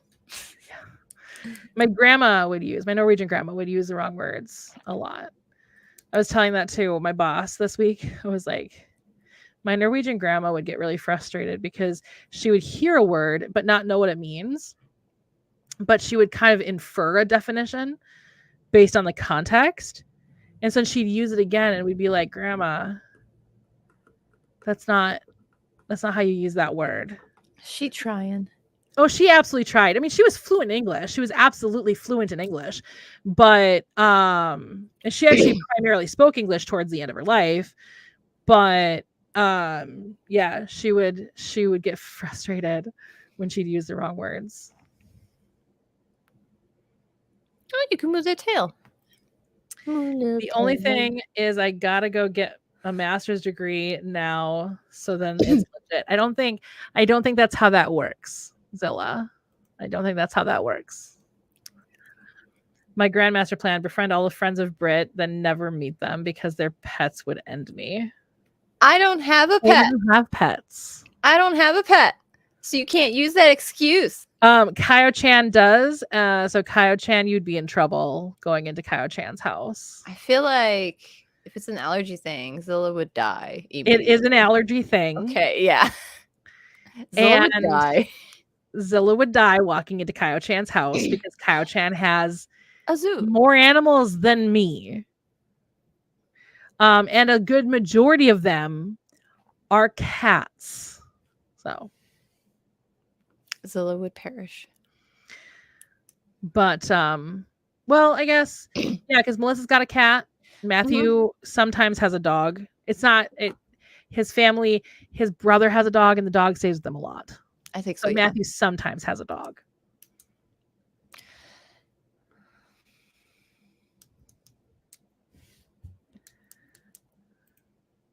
What? But you are Zilla. I'm Zilla. This is Zilla. Zilla, meet yourself. Yes, you die immediately. Mirror. I don't even know how many cats she has right now, Kaio-chan. Do you know how many cats she has right now? Got me. She has like a zoo. It's got to be around 10. One day, someday. Yeah, no, I don't know. She's got a lot. And then like birds too, right? I'm going to finally meet Kay for the first time in 14 years in real life and for realsies. So in 14 years, Zilla will meet face to face. Boom. There you go. Done. There you go. 14 years. Put it on your calendar. What is 14 years? 38? Ew. Oh, year 2038. I was like 38. Okay, I'm going to be 38 this year. That's not 14 years from now. No, you don't age after a certain amount, remember? I'm stopping at 40. I'll go to 40 and then I'll stop. 40 seems like a good number. I thought I was going to stop at 30, but I decided to continue. So I think I'll stop at 40 this time. For real. I'll turn 40. I kind of want to like make a note somewhere in a calendar and then find it and be like, shoot, I forgot to meet with Zilla. Yeah, set a date right now. Set a date now. Can you like, I don't know. Are you coming here or is Zilla going there? Or are you going to meet halfway down 35? It'll be some random convention. We won't actually do it on purpose. Because you both go to, well, first of all, you go to conventions at all, Kay. And second of all, you guys would randomly run into each other at a convention. Maybe it's a Godzilla convention. You don't know this. Maybe it's one that we have to go to or something. you have to go to, like legally. Yes, You're gonna be legally required to go to a very specific convention. Yes.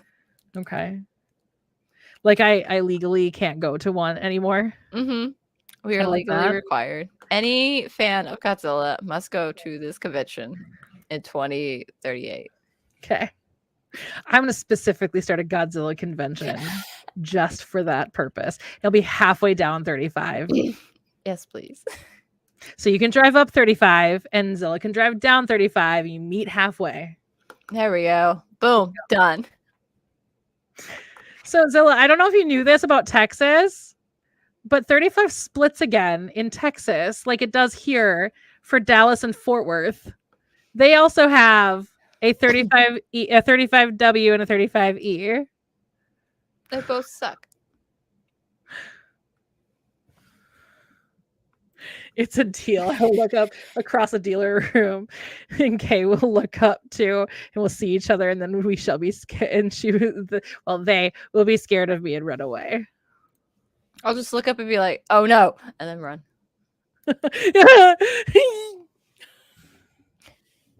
I'll be casually looking at something and then glance up.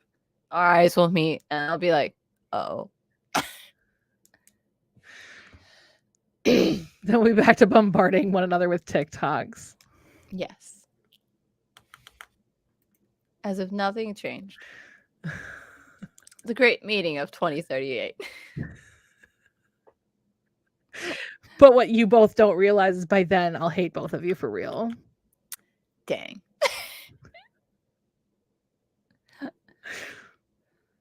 What will I have done? There are a lot of things you've done. Oh, no. Did I murder your favorite character? Oopsie. Probably. Probably, yeah. All good, Zilla. Oh. It's been 3 hours. I know. It's 6 o'clock. It's 6:15. It's time to eat food. I know. I'm actually getting hungry again, and I'm probably going to be called up for dinner relatively soon. Because I have dinner with my parents usually, because why not? Why not? If I get free food from my parents, why not? Then 14 years after that, we will actually meet in 2038. Britt will really hate me because I'm a world-renowned author. As if I wouldn't be. Just saying. Your rivals. Rival world-renowned authors. God. Zilla, we're going to be battling each other for fans. That'll be hilarious. Of course, not for my contemporary romance, but my like sci-fi and fantasy novels I'm going to be writing under a different name. Is that why we also become enemies? Maybe all you two get to like each other because you guys like maybe team up and write a book together. And I'm just like, why don't I get to be involved? Oh man, I love creating future lore with my friends. Creating future lore with my friends is my favorite. Like so my friend Kelly and I decided that we're going to eventually be bitter enemies because we're going to Disney will tear us apart. Disney will tear us apart. Not Disney. Yeah. We decided that after we were just reading each other some Disney trivia from this Disney trivia game I have, because of course I have a Disney trivia game. Of course. And the kid ones are super easy because it's like literally a picture of a character and it's like, who is this? I don't know. Who is this character? Oh, Kimba the White Lion. Quick, who is this character? Oh, I don't know. And then the adult ones are actually like really tough because it was like in 1949, which animator said hi to Walt Disney? Oh, I mean, they're like tough. Who like that kind of tough. And we were both struggling so very deeply with this. Oh and at one point, Kelly looks at me. She's like, "This is what's going to end our friendship." I'm like, "This is absolutely what's going to end our friendship." So can Britt and write Dylan go to DC, right? If we get bought out by Marvel. Kay and I team up and write a book series that takes the world by storm and gets bought by Marvel. Then Britt is jelly and teams up with Dylan. And the greatest war is on. See, I would never go with DC though. Yeah. Oh, you could do like IDW or one of the like indie ones or something.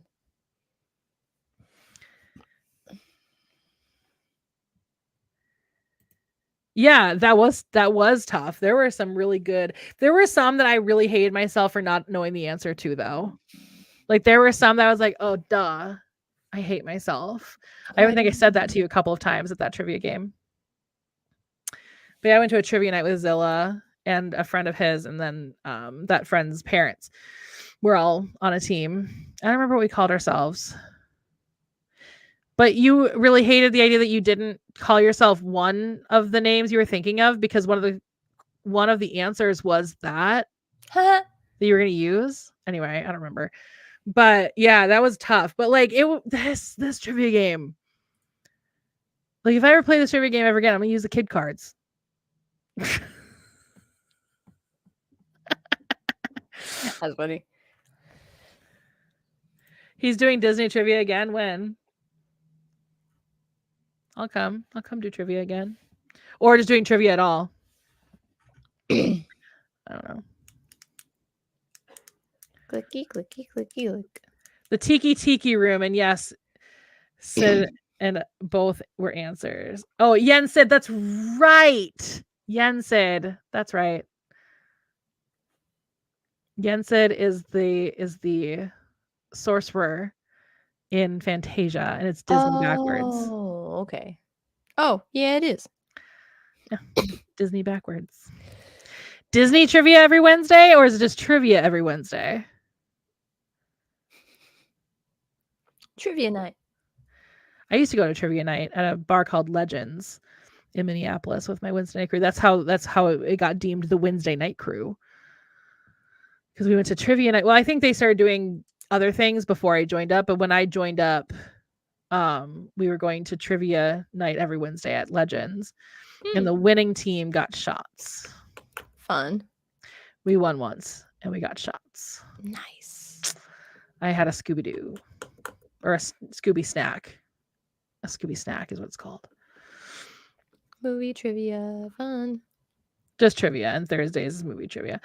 I mean, I went to film school, so just saying.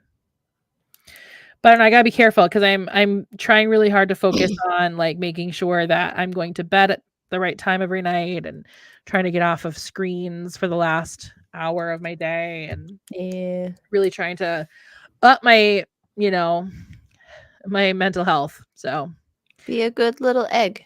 Yeah, just drive up 35. Oh yeah, let me just go get in my car. Just get some gas. Just drive up 35. Vroom, vroom. Just drive up 35. Vroom, vroom. I hate 35 so much. We do too.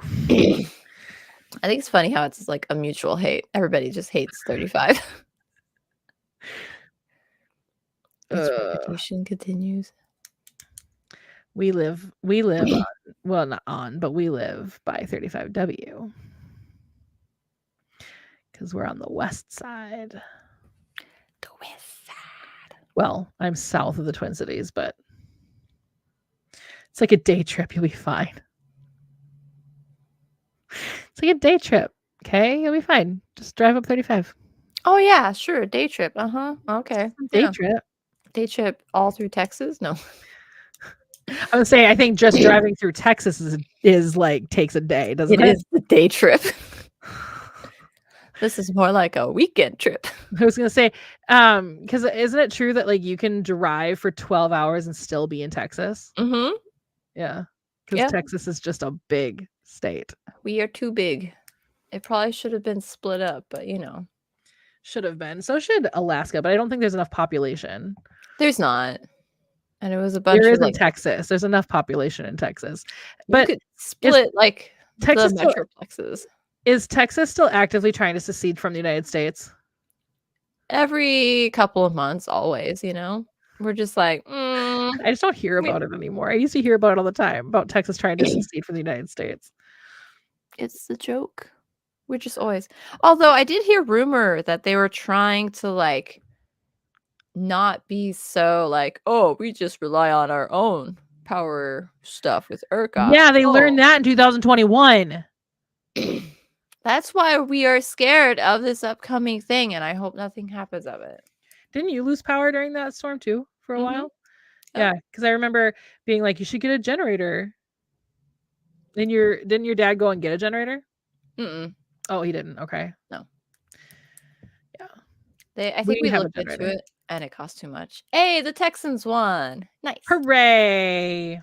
I mean, they were playing the Browns, which unfortunate. I kind of want the Browns to like go to the Super Bowl one year just for giggles. That's what I want for the Lions. I want the Lions to be able to go to the Super Bowl just for funsies. Why not? I think it'd be fun. Just like, you know what? It should be the Browns versus the Lions. That would be cool. I'd watch that. I'd watch that. I'd be rooting for them. Actually, I'm not even entirely sure which conference the Browns are in. I assume whatever. I don't know. I just had Twitter pulled up and it was doing the live thing. Oh, see, it works. They're in the AFC. Oh, and the Lions are the NFC. So it could happen that the Browns and the Lions can be in the Super Bowl together. 2026. Let's go. Why do that? Why? Oh, 2025. Yeah. Hello. Hello. And this is how we end the stream. Dinner. All right. Thanks for joining us, everyone. I'm going to go eat food. Me too. Yes, I heard you. Thank you.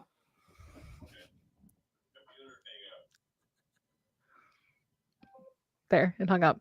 All right. Thank you for joining us, everyone. We will see you all next month, which Kay has put down as February 27th of 2024. I'm sorry, ma'am. You can't read. You're right. I have dyslexia. I can't read. I just wanted to make it very obvious for everybody in case they weren't aware.